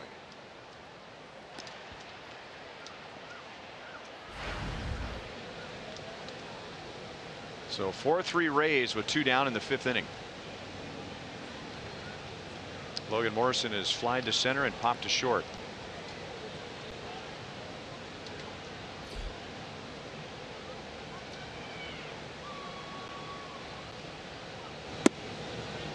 Changeup in for a strike.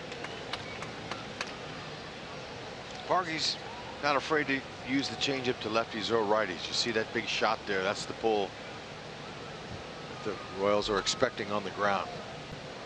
His changeup doesn't go in to lefties. Oh, that's hit a long way. And that is also inside the foul pole. And the Tampa Bay Rays have hit 3 more home runs tonight. Logan Morrison adds to his career high with his 33rd. And Tampa Bay leads 5-3. Again, you know, it's all about command.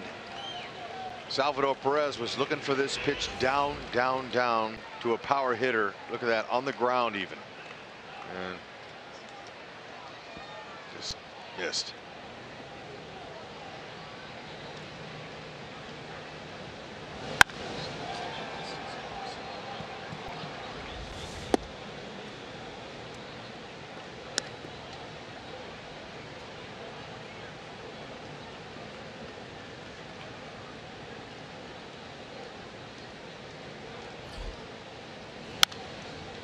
That'll be fouled out of play. 1-1 on Ramos.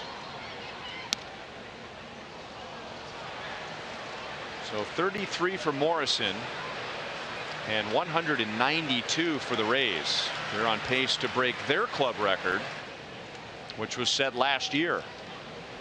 They hit 216 last year. 1 ball and 2 strikes.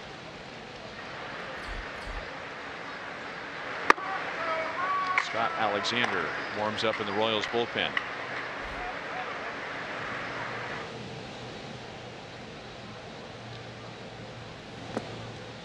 Two and one on Ramos.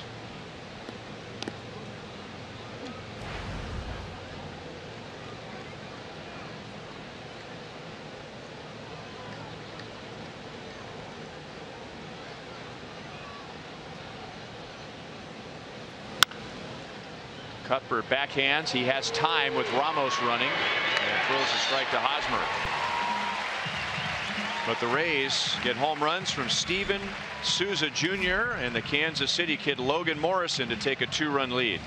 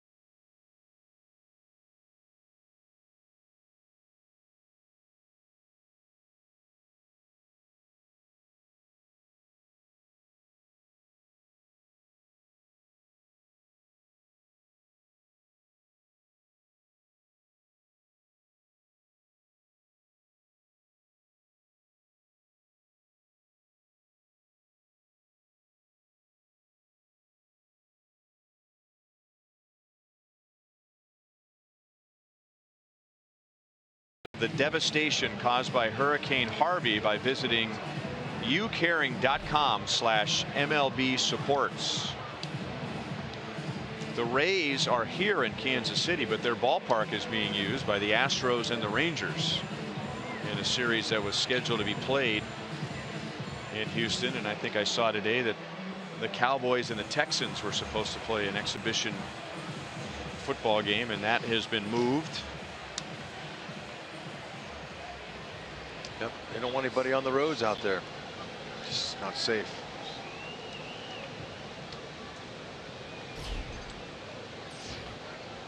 Jake Odorizzi had a 3-run lead when he started the bottom of the 3rd inning, and he gave up a 3-run home run to Whit Merrifield, and now he pitches with a 2-run lead. Escobar was part of that 3-run 3rd with a bunt single. Echeverria is out, and he's got it. That was just the 3rd bunt hit for Escobar all year. Yep, just like we promised you earlier in the game, it's Miller time, brought to you by Miller Lite. Wednesday Merrifield, Royals down 3-0. Leave it to Witt. Nobody out. Runners at first and second. You're not going to waste a bunt on him to try to move the runners. Get them all in. That was his 17th home run. And with the 3 stakes attached, gave him 62 ribbies on the season. Stay hot. Only 2 second basemen in baseball are a little bit more valuable than he is, and I guarantee you, Altuve's one of them, and Jonathan Scope for the Orioles is the other one. As far as WAR. No balls, 2 strikes. Let's go to Joel. Well, we now see Witt producing again, which is the case almost every single night. It's why we come up with the 2-hit Witt, 3-hit Witt. But remember, guys, very recently he was in that long drought, longest of his career without a hit. Here's what's different from that than the past. He says that really for the first time in his career now, and he's not happy at all with himself over that strikeout, but he can go back to the dugout even after a play like that right now and focus on what he needs to do right, what he needs to do wrong. Earlier in the year, last year, he was much more focused, at least in his head, on if I don't do this, will I be in the lineup tomorrow? Will I get sent back to AAA? And while he does still have options left, he's a fixture in this lineup now. He has no fear about getting pulled out and sent back down. Bottom line is he's comfortable now and able to get through these slumps knowing that he belongs. It's typical for a young player like that that has options and is on the shuttle going from AAA to the big leagues. You're pressing yourself. You don't want to go back. And it's just a process that you wait out. When you have talent like he does, the cream will rise to the top. You'll be a big leaguer. You'll live through those days.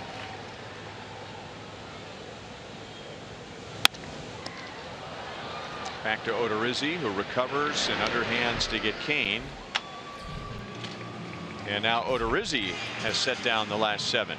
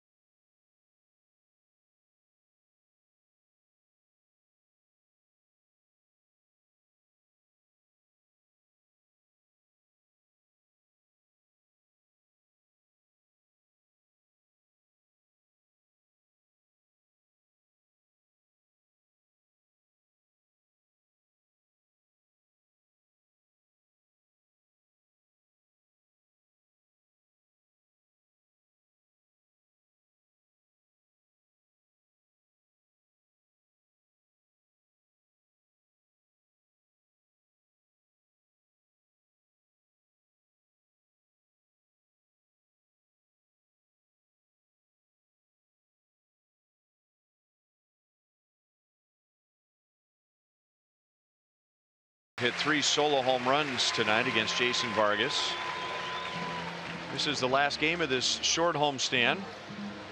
The Royals' next homestand begins a week from tomorrow. Minnesota will be here for 4, then Chicago for 3. And right in the middle of that homestand is Star Wars Day. It's a theme ticket. You'll receive an exclusive Drew Butera TIE Fighter pilot bobblehead and your ticket to watch the Royals and the Twins. That's September the 10th. A week from Sunday, and remember, that's a theme ticket that is purchased at royals.com/theme tickets. Cesar Puello has grounded out twice.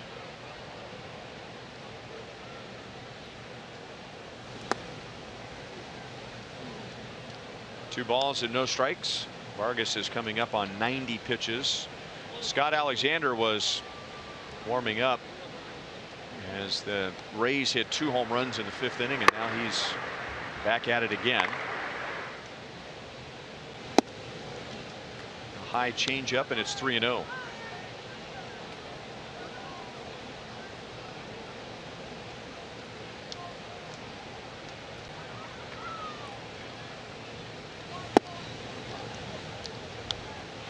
Three and 1.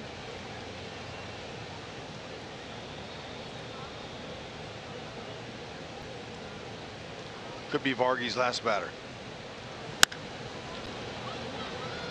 Very high to center field. One out.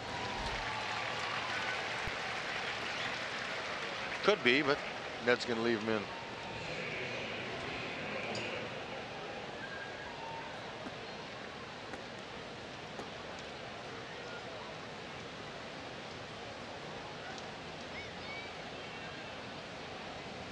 Brad Miller is fouled out to third, and he is singled to right.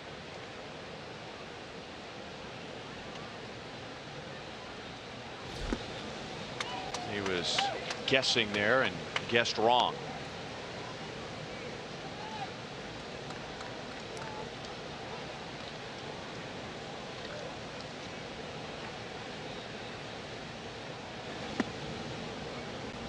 One and 1. Back in May, Jason Vargas at Tampa Bay went 7 innings and gave up no runs on 3 hits. And now tonight, the Rays have 5 runs, 7 hits, and 3 home runs. Fortunately for the Royals, all 3 home runs have been solo home runs, so they're still in the game.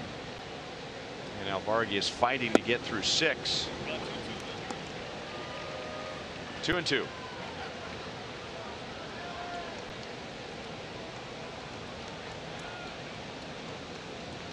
Before the game started, we talked about a couple of keys there. Getting ahead in the count, staying out of the middle. And 2 down in the 6th inning. Vargy, as far as staying out of the middle, hasn't really worked the way he's wanted to.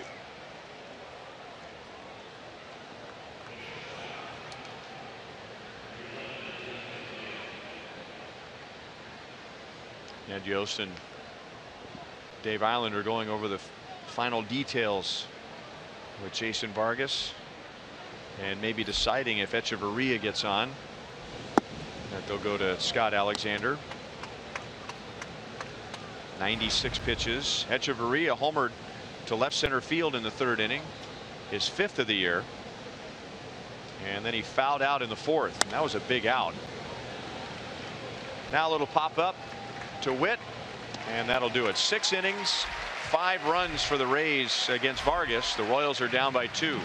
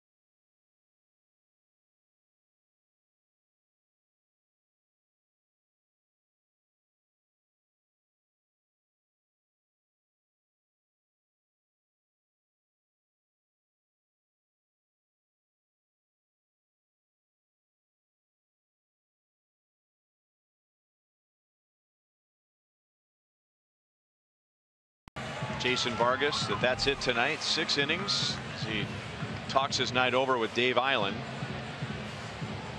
He gave up 3 home runs, but all 3 were solo. And the Royals are down by 2 as they come up in the Sonic Slam inning. Our contestant is Nicole Sauceman from lovely Greenwood, Missouri. Okay. If the Royals hit a home run out of the park in this inning, Nicole wins $100. We had a Sonic Slam last night. If the Royals hit a grand slam out of the park, Nicole wins $25 grand from Sonic and the Royals. Fastball down the middle from Jake Odorizzi to Melky Cabrera.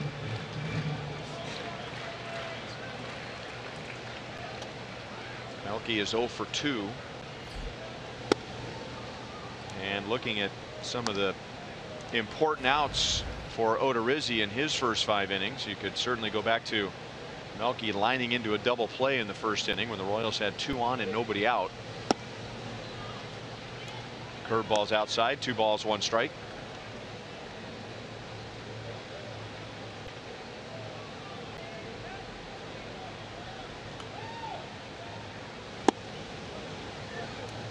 Two and 2. Since Whit Merrifield's 3-run home run in the 3rd inning, Odorizzi is retired 9 of 10. Slash foul back into the crowd.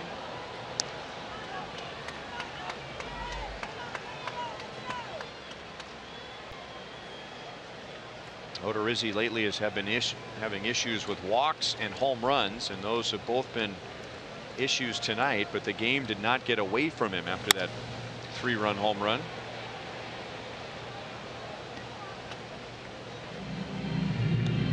Offensive support means a lot to you. That'll keep you going if you're a pitcher. If you're smelling that wind, you're thinking, all right, I'm going to hang right in there and execute my pitches here.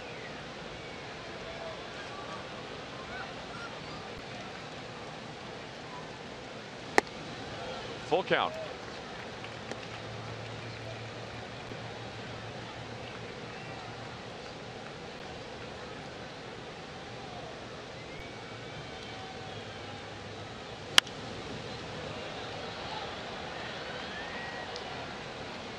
Eric Hosmer is on deck. He'll be followed by Salvador Perez.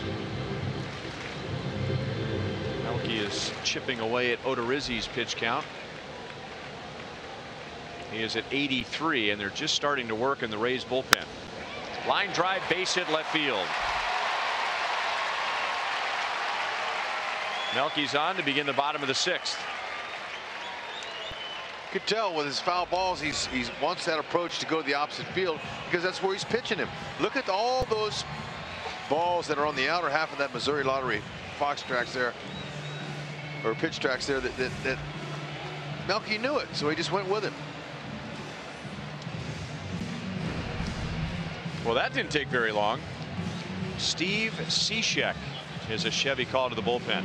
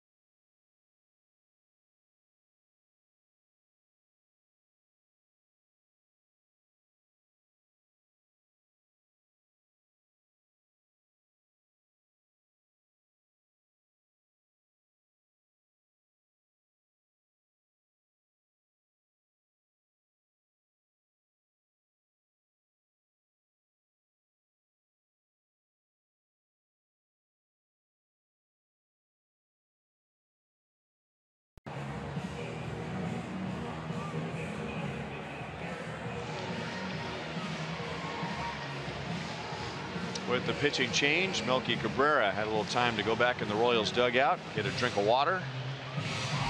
Here comes Eric Hosmer. Let's finish our sprint trivia question. The Royals have 6 players with 16 or more home runs, tying the 77 Royals. Who are those 6? We have George Brett, Al Cowens, John Mayberry, Darrell Porter, and let's add Amos Otis and Hal McRae. Nice. Good work.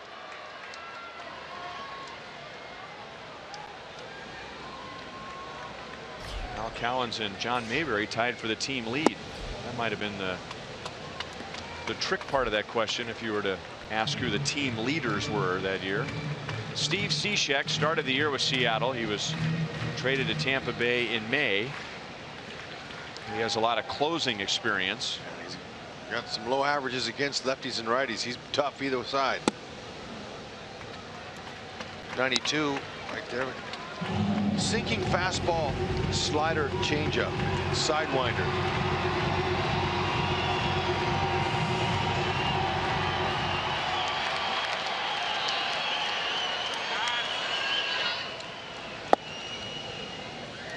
Two and one. A lot of arms and legs at 6'6", 225. 31 years young. Got some experience. Has some deception to his delivery. Closed off, throws across his body. Pitchers like Cishek are often described as having rubber arms. There's a lot less stress coming from that angle than over the top, but what begins to wear down for pitchers of that style, eventually low back problems, hip problems. And Cishek last year had surgery on his left hip, so he began this year on the disabled list, still recovering from that. And Hosmer is down on strikes. A wicked slider.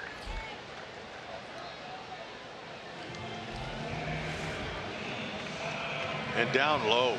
Perfect spot for it. The swing over the top.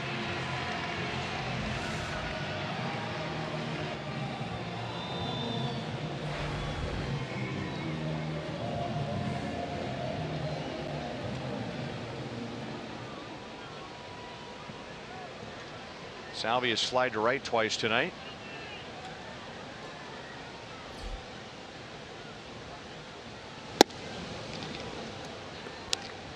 Fastball at 92 from that angle.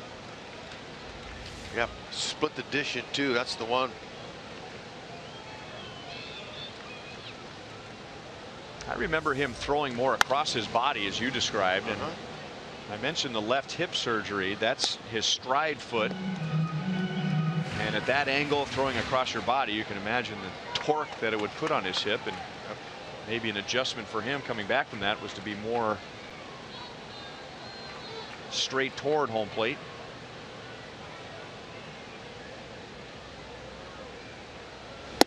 Look out. 1-2.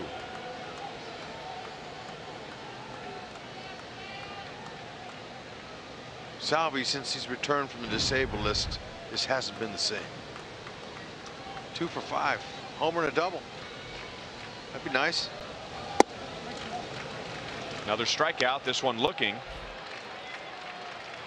So Cishek comes on after a leadoff single and strikes out Hosmer and Perez. He just froze him. Breaking ball right there.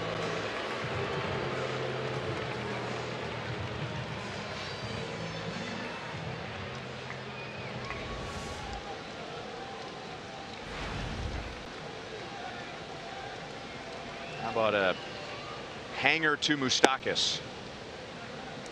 He's due.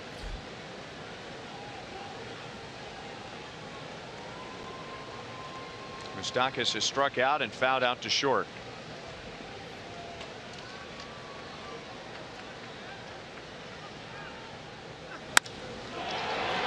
Center field hit it down around the end of the bat, and Kiermaier puts it away with 2 hands, and the Royals aren't able to turn Melky Cabrera's leadoff single into a run. It's still 5-3 Tampa Bay.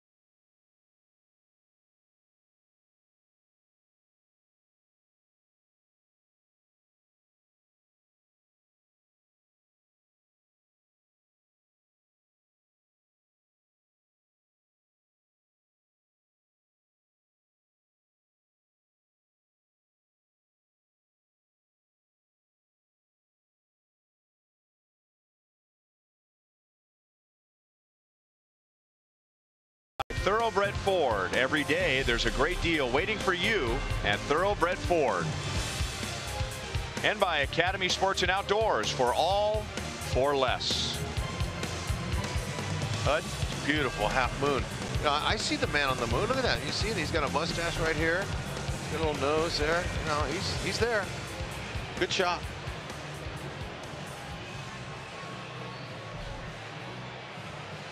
Scott Alexander is a Chevy call to the bullpen. He was warming up in the 5th inning and in the 6th with Vargas on the mound, and now he gets a clean inning and will face the 9-1-2 hitters.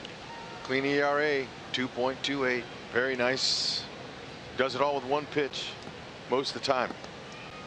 And occasional slider. It's a sinker, slider.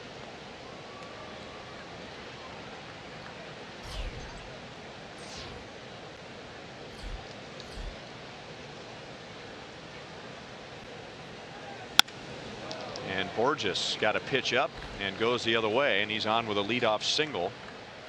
That's the 2nd time he's been on base tonight. Certainly is the right approach against a sinker baller. You want to go to the opposite field. That way you don't roll your hands over. A lot of right-handed hitters, they try to pull that, and it's a ground ball out. Beautiful. Yeah, he stood up on that backside like that. He stood straight up. Good swing. Let the ball travel deep.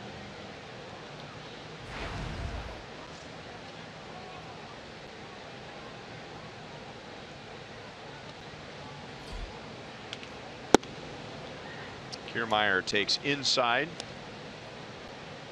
He has scored one of the 5 Rays runs tonight.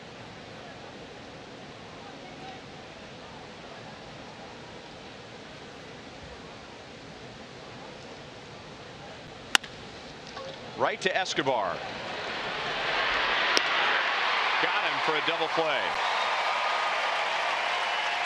Just the second one Kiermaier's grounded into all season long. And they had to roll it up just right to get him. He's speedy. He's from the left side. 2-3 hopper right to him. Barely got him. Look at that. First man sure, second man quick with something on it. And now McDouble sandwiches are only $1 tomorrow with that Royals double play. That's at participating McDonald's in the greater KC, St. Joe, and Lawrence locations. Alexander gets 2 outs in the 7th, and here's Peter Moylan, 2 down and nobody on.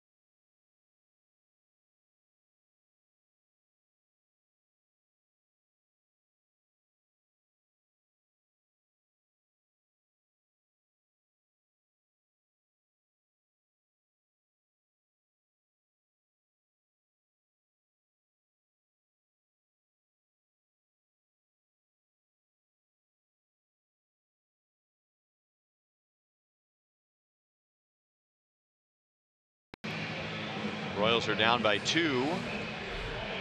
2 outs, top of the 7th inning. Don't forget about the Sweet Life with Salvi. Enter to win at Royals.com/Salvi for a private meet and greet with Salvador Perez. You'll attend batting practice and then get an exclusive VIP suite experience at the game on September 28th. That's compliments of Price Chopper. Well, nobody has inherited more runners in the major leagues in Peter Moylan. So this is a rare appearance for him, coming on with nobody on base and 2 outs. It is. He says he likes it with runners on, but he'll take a clean inning when he can get it. 1 pitch, a ground ball to Escobar, and 1 out. So Alexander and Moylan get the Royals to the top of the 7th inning. It is stretch time at Kauffman Stadium.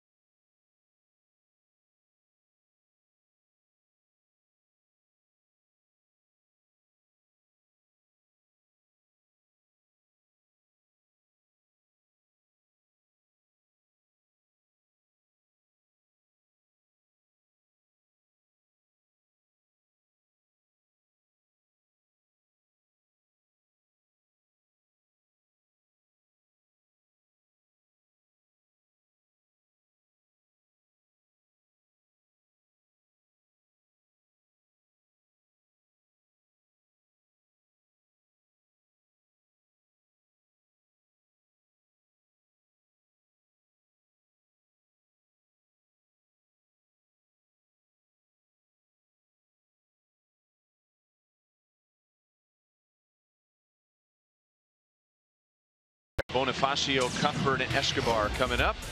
Here's a game break. We go to Target Field. The Royals will be there on Friday night. That is Eddie Rosario hitting his 19th home run of the year. And Minnesota just keeps on rolling. I think we've all expected them to eventually just cool off and fade away, and that has not happened. The Royals will not have to worry about Miguel Sano for this weekend series. Our University of Kansas Health System injury report update. A left shin stress reaction. He is still in a walking boot. He with 23 RBIs against the Royals this year, Miguel Sano. Well, so will you be sending a sympathy card over to Paul Molitor? No, and I'm sure Ned won't either, because that's a huge bat out of their lineup, especially against our team. But Royals are going to need to be really sharp going in there. Won't be easy. It won't be easy the rest of the way for Ned and his club. Minnesota has the second wild card spot at the moment, and if they hang on, they'll move to 6 games above 500 after losing over 100 games last year. Bonifacio is 0 for 3. Minnesota 2 years ago had a good year, a surprisingly good year, and they were hoping to build on that last year, but then just had a dreadful year. Terrible start. 100. Yeah, they started what, 0-9. Yeah, that couldn't recover. And now here they are, hanging in there with a month to go.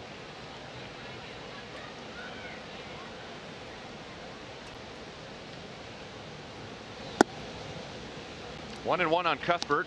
He walked and scored in the 3rd inning on the Whit Merrifield home run, and he has popped to short. Steve Cishek got all 3 outs in relief in the 6th inning. 1 and 2 on Cuthbert. Tough draw. That's what you're looking for with Cishek. That fastball right there. Got to look for the 2-seamer.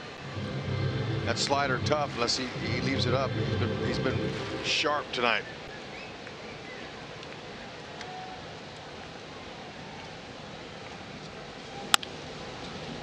On the ground to Longoria. He backs up for a nice hop and almost threw it away. 2 outs. The Royals have 1 hit and 2 base runners since Whit Merrifield tied the game at 3 with a home run in the 3rd.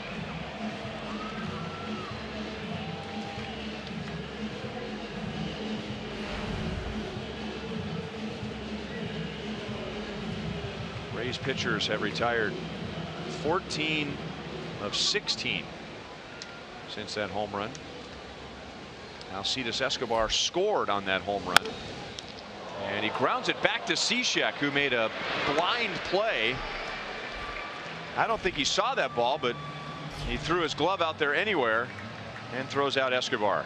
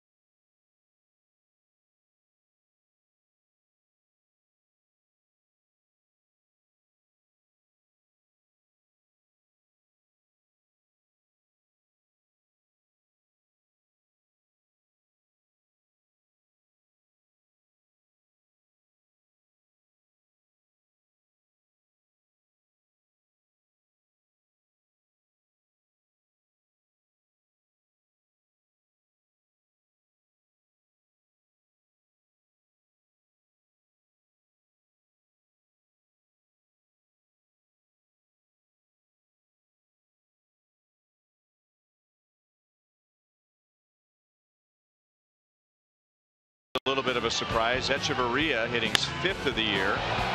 This has become something we've grown used to. Whit Merrifield, that was his 17th and a 3-run home run that tied the game, and then the Rays got 2 in the 5th. Steven Souza Jr. and then Logan Morrison. So we have had 8 runs scored tonight. 6 of the 8 have come on home runs. Both teams are into their bullpen. Moylan came on with 2 outs and nobody on in the 7th inning and threw 1 pitch and got Souza Jr. to ground out to short, and now he gets Longoria, Morrison, and Ramos.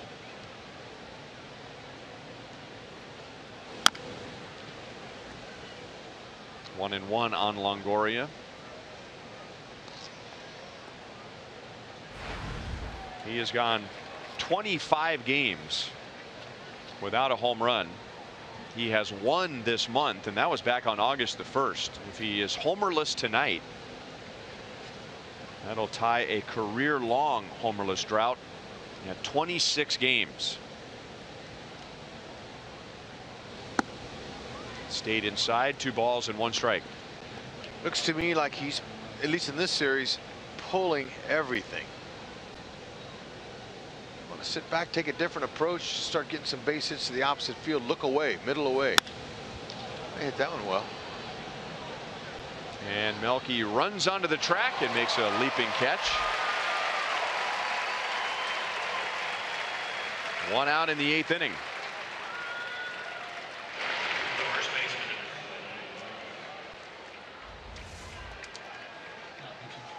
Melky tracking it down. Nice running catch. So Moylan has done his job, facing 2 over the course of 2 innings. Left-hand hitting Logan Morrison coming up. Mike Minor coming in.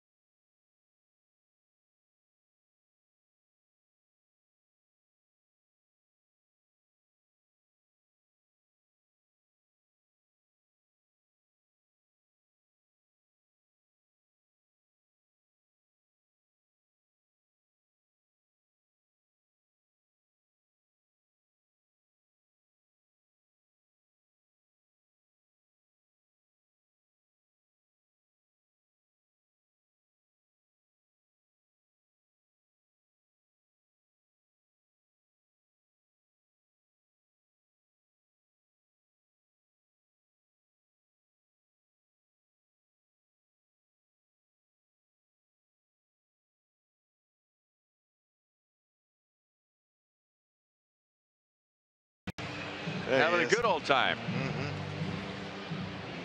418 dogs are here at the ballpark tonight. And they know if you can't catch a game on TV, you can stream the Royals live on your mobile device. Download the Fox Sports Go app, log in, and you can stream the Royals. Mike Minor with one out and nobody on.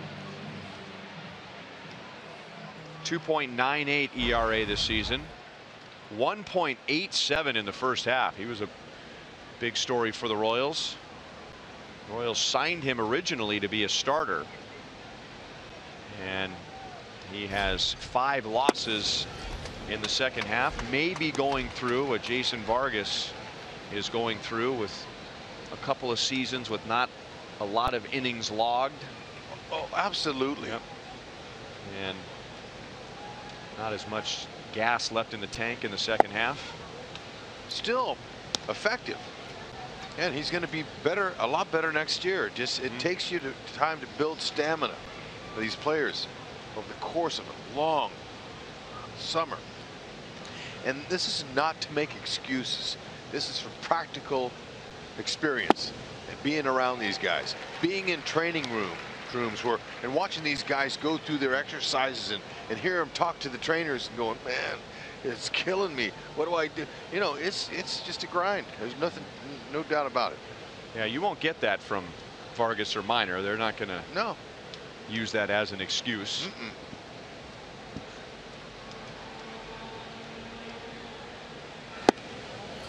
2-2 on Morrison.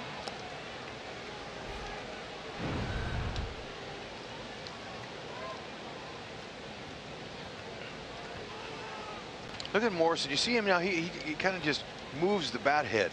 Moves the bat head 3 or 4 times. That's rhythm. Hitting is all about rhythm.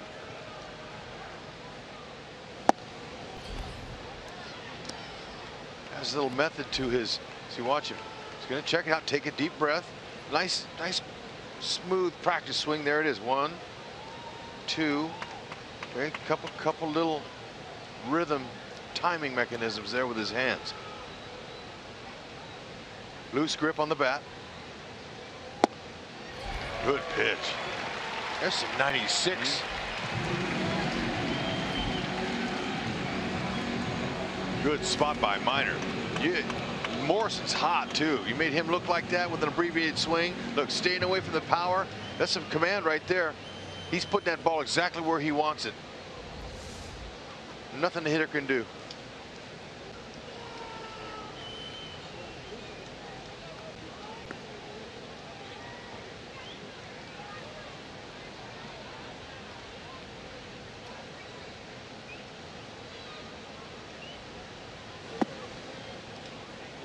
Ramos takes low, ball 1. He is 1 for 3. You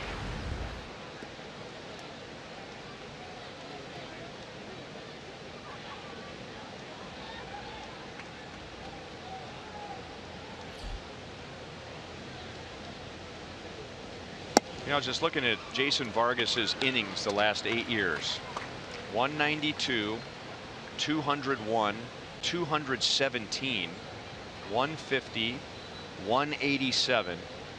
And then 43, 12, and now 151. Yeah, he was grinding it out for 5 years, 2 years to kind of recover from the surgery. Then so he's building himself back up. Minor, very few innings pitched over the last 2 years, shoulder surgery, but effective. Minor was extremely impressive in the first half, and he's hanging in there in the second half. Doesn't look like a tired arm to me. Not tonight. Back-to-back strikeouts with his fastball. Royals are down by 2, and the top of the order is coming up in the bottom of the 8th.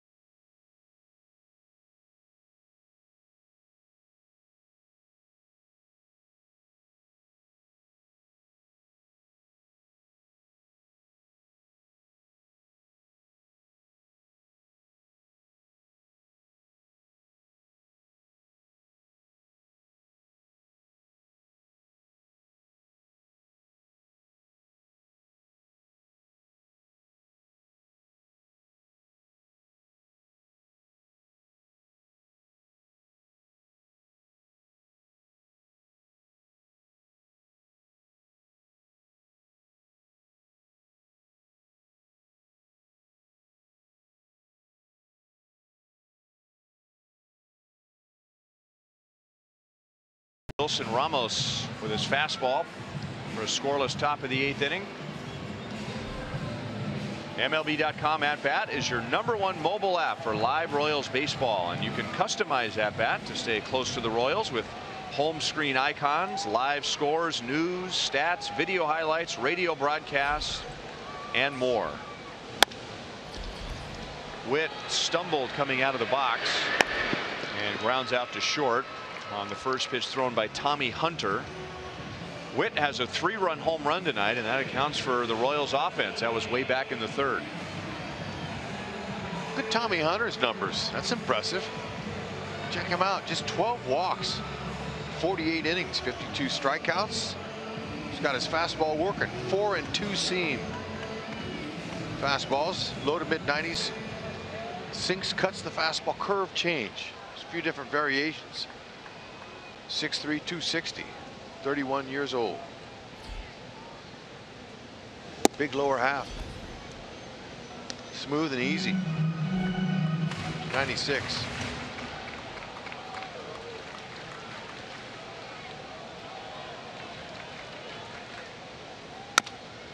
Bounced off the plate.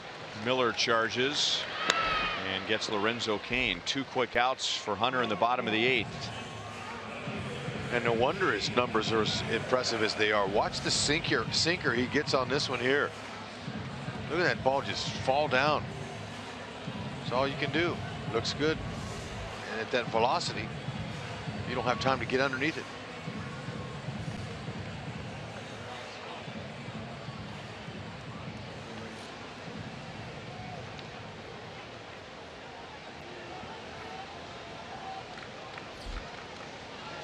Melky Cabrera with 2 down. That's upstairs. Ball 1. Melky is 1 for 3.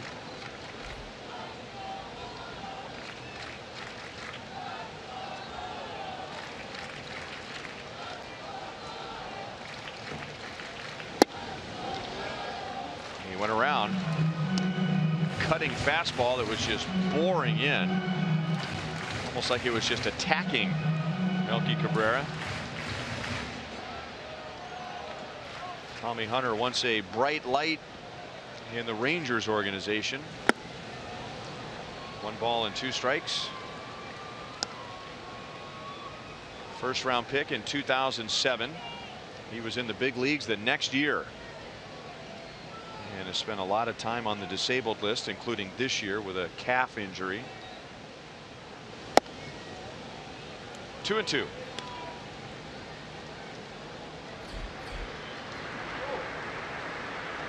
Most likely Mauer, if the Royals don't score. If they tie the game or take the lead, it'll be Herrera. And another ground ball. Echeverria gets Melky Cabrera. Tommy Hunter does his job with 3 ground ball outs, and now Rays pitchers have retired 18 of the last 20.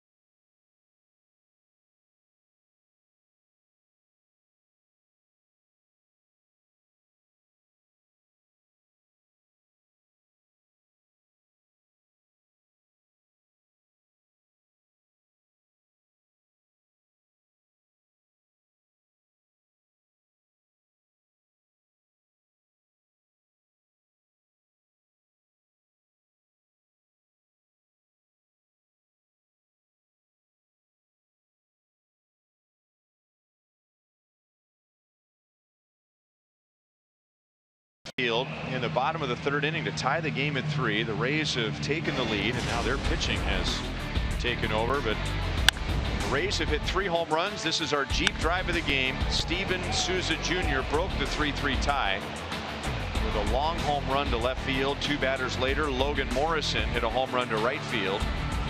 And that's the difference, as Brandon Maurer will try and keep the game at 5-3, pitching the top of the 9th inning.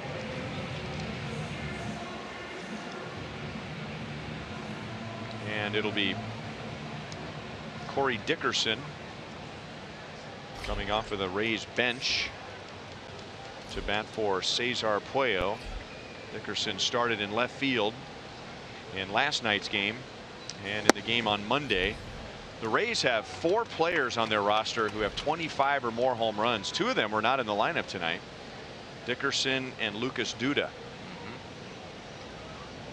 Maurer 6'6", 230. Big guy, power fastball. There's another one in there at 98, upper 90s, slider changeup. Dickerson. Pinch hitting, not the easiest job in the world, so the numbers aren't great. If you're hitting 250 off the bench in your career as a pinch hitter, it's pretty good. He's 2 for 5 this year as a pinch hitter.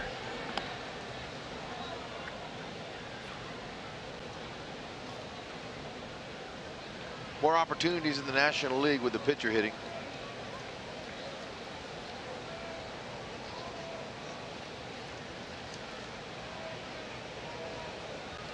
Big difference if you're a bench player in the American League compared to the National League.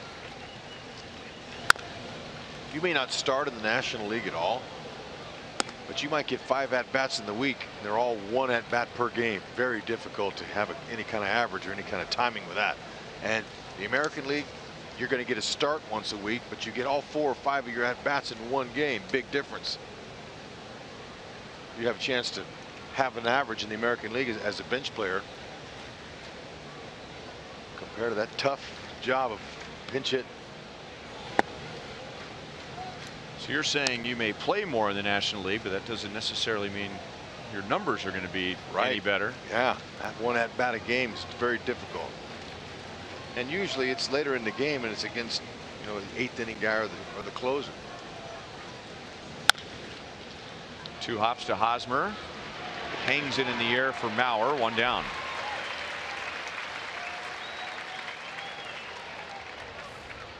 The Kansas City Marathon is Saturday, October 21st. It's Kansas City's largest race and has distance options for runners and walkers of all levels, with a 5K, 10K, half marathon, and full marathon. Fireworks kick off the race, and every finisher gets a Kansas City Marathon shirt, a KC themed finishers medal, and live music at the Finish Line Live Festival. That's not easy to say. Finish Line Live Festival. You can learn more at kcmarathon.org.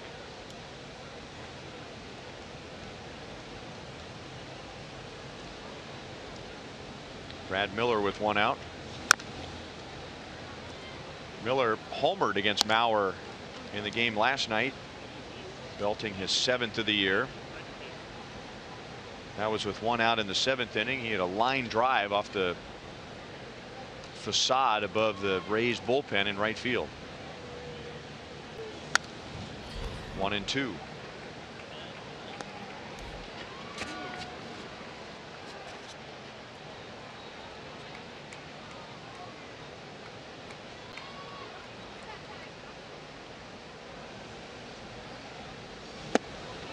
And tonight, Maurer gets Miller. 2 down. Nasty slider there, Donnie. Beautiful. Late break, hard. Can't track it. You're swinging and missing by a lot.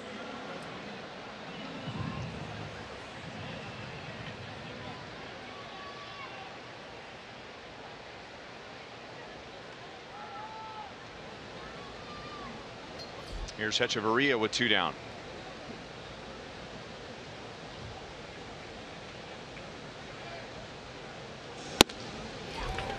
.98 up and away.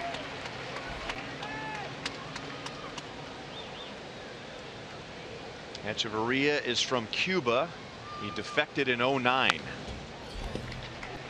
First signed with the Blue Jays. Remember that big trade the Blue Jays and the Marlins made a few years ago, when the Marlins tried to load up with free agents and it just didn't work. Yep. Right after they got their new stadium, and then traded them all the way to Toronto. Echeverria went from Toronto to Miami, and now with the Rays. 3 up, 3 down. Royals are down by 2. They have Hosmer, Perez, and Moustakas coming up.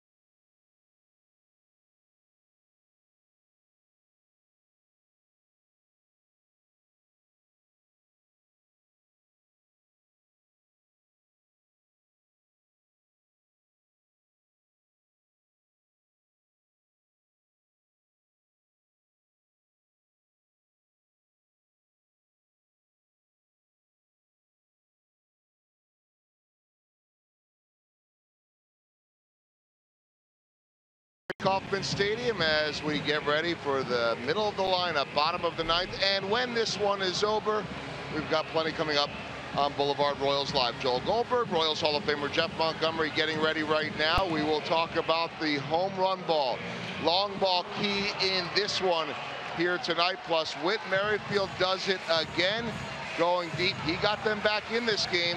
Perhaps another home run could end up giving the Royals the victory. They've got their work cut out for them here in the ninth. Reaction from Ned Yost and much more coming up on Boulevard Royals Live. All right, Joel. Alex Colomé. He is going for his 40th save. And here are the Rays, Hud. They are 2 games under 500, but they have the most saves in the American League, 45. Dickerson stays in left field, so a losing record, but a lot of close games. Yeah. The Royals are seeing they're back into their pen, how good it is. It's totally different than when they faced them earlier this year. Colomé, 90 to 98 with his fastball. Slider change. Good stuff.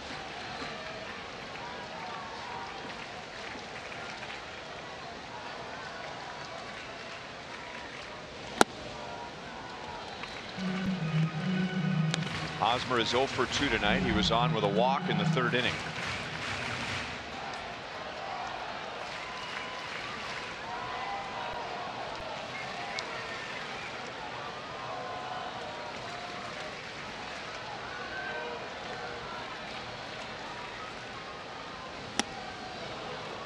Took something off of it. 1 ball and 2 strikes. You know, a guy throws hard when you say he took something off of it and it's still 91. Right. I got him from 90 to 98, and that's a hard sinker. Looked nice. 6'2", 205. Good fluid delivery. Talked about their bullpen. I mean, it's totally redone. There's no Farquhar anymore. Rasmo Ramirez, Jumbo Diaz. A lot of those guys aren't here. They went out and made some deals, and they're good. Back into their pen, looks strong. Tommy Hunter. And he looked really good tonight. He was on the DL last time the Royals were at the Tropicana. Trop. And Rays pitchers, going back to their starter, Jake Odorizzi, have set down 18 of the last 20 Royals.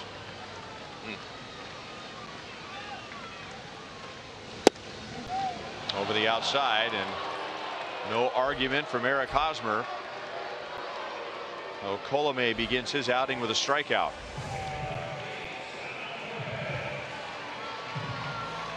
Surprised there was no argument. Yep. That definitely looked off from that angle.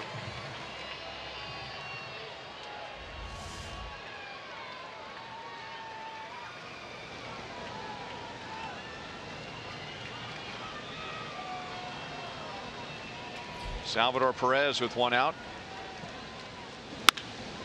There's a base hit into left field. And the tying run comes to the plate.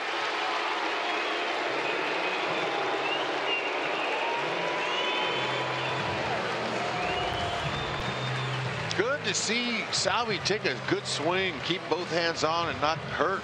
Didn't look like he hurt too much on that. Especially when you make solid contact. What a good time for Moose. And tie this baby up. He is 0 for 3 tonight.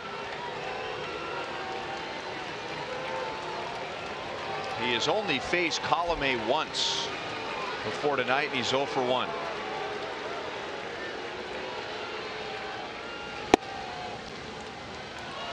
Ball one. He has gone 11 games without hitting a home run. That is his longest streak this year. 11 plus games. 11 games in tonight.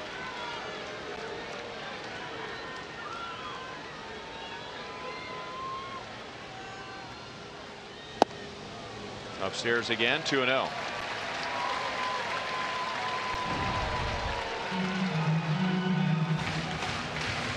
.276 batting average for the year, .304 when you get into the so-called clutch innings.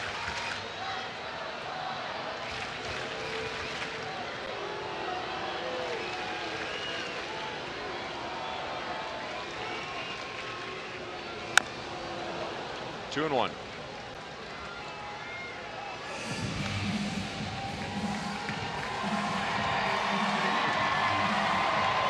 Nothing worse than facing a guy that you know throws really hard, but he's changing speeds on that fastball. That's really a tough one, because really the fastball turns into a lot of different pitches when you are able to have that ability to change pitches. I mean, change speeds on the heater.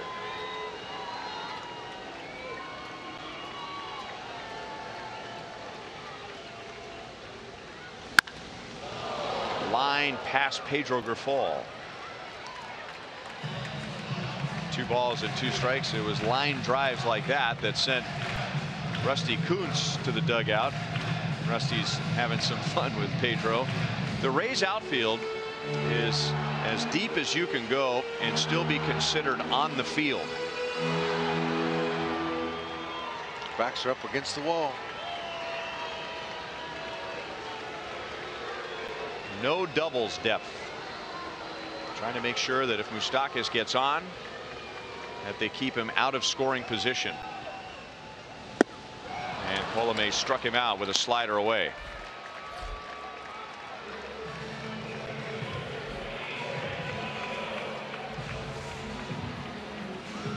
Look at how he just stayed on top and moved and went down. That was a good release point, a great slider.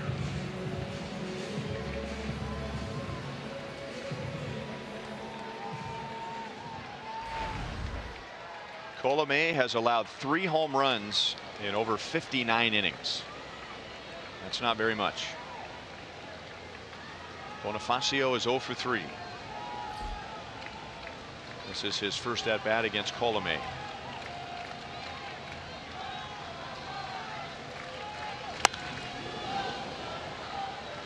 Oh and 1. Haven't seen him throwing mid-90s and upper. He's just staying low 90s with a sinker. He's got some good sink to that pitch.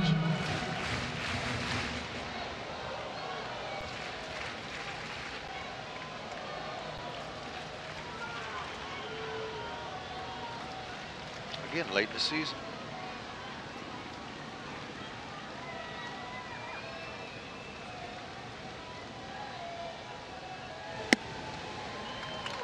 1 ball, 1 strike. Whenever I say Bonifacio is facing Colomé for the first time, that's according to the official stats, but you always wonder, a couple of guys from the same Latin American country and all the winter ball they play over there, you know, maybe it's his first at bat in a regular season big league game, but that's a good point. You never know. That pitch stayed up. Bonifacio has taken a shot at right field, and now he's down in the count, 1 ball and 2 strikes. The Royals have won the season series from the Rays for a 7th consecutive season. No matter what happens tonight. But if the Rays can hang on here, they would pass the Royals in the wild card. Minnesota is way out in front of Chicago, 8-0 in the 8th. This could drop the Royals to 4 games back in the wild card.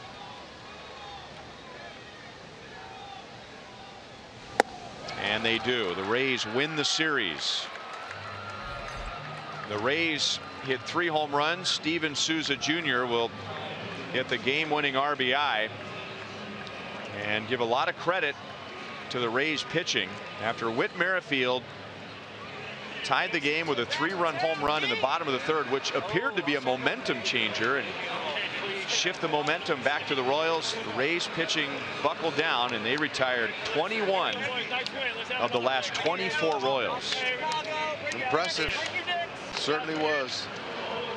And this is when the Rays regained the lead. HUD, our Honda plays of the game. Yeah, this Souza bomb was unbelievable, and you know, he got all that. That was a ball, that breaking ball stayed up. That was his 29th. Then KC flash. Logan Morris, he knew it. That was a bat flipper there. That was his 33rd. Final score, Rays 5, Royals 3. We'll be right back.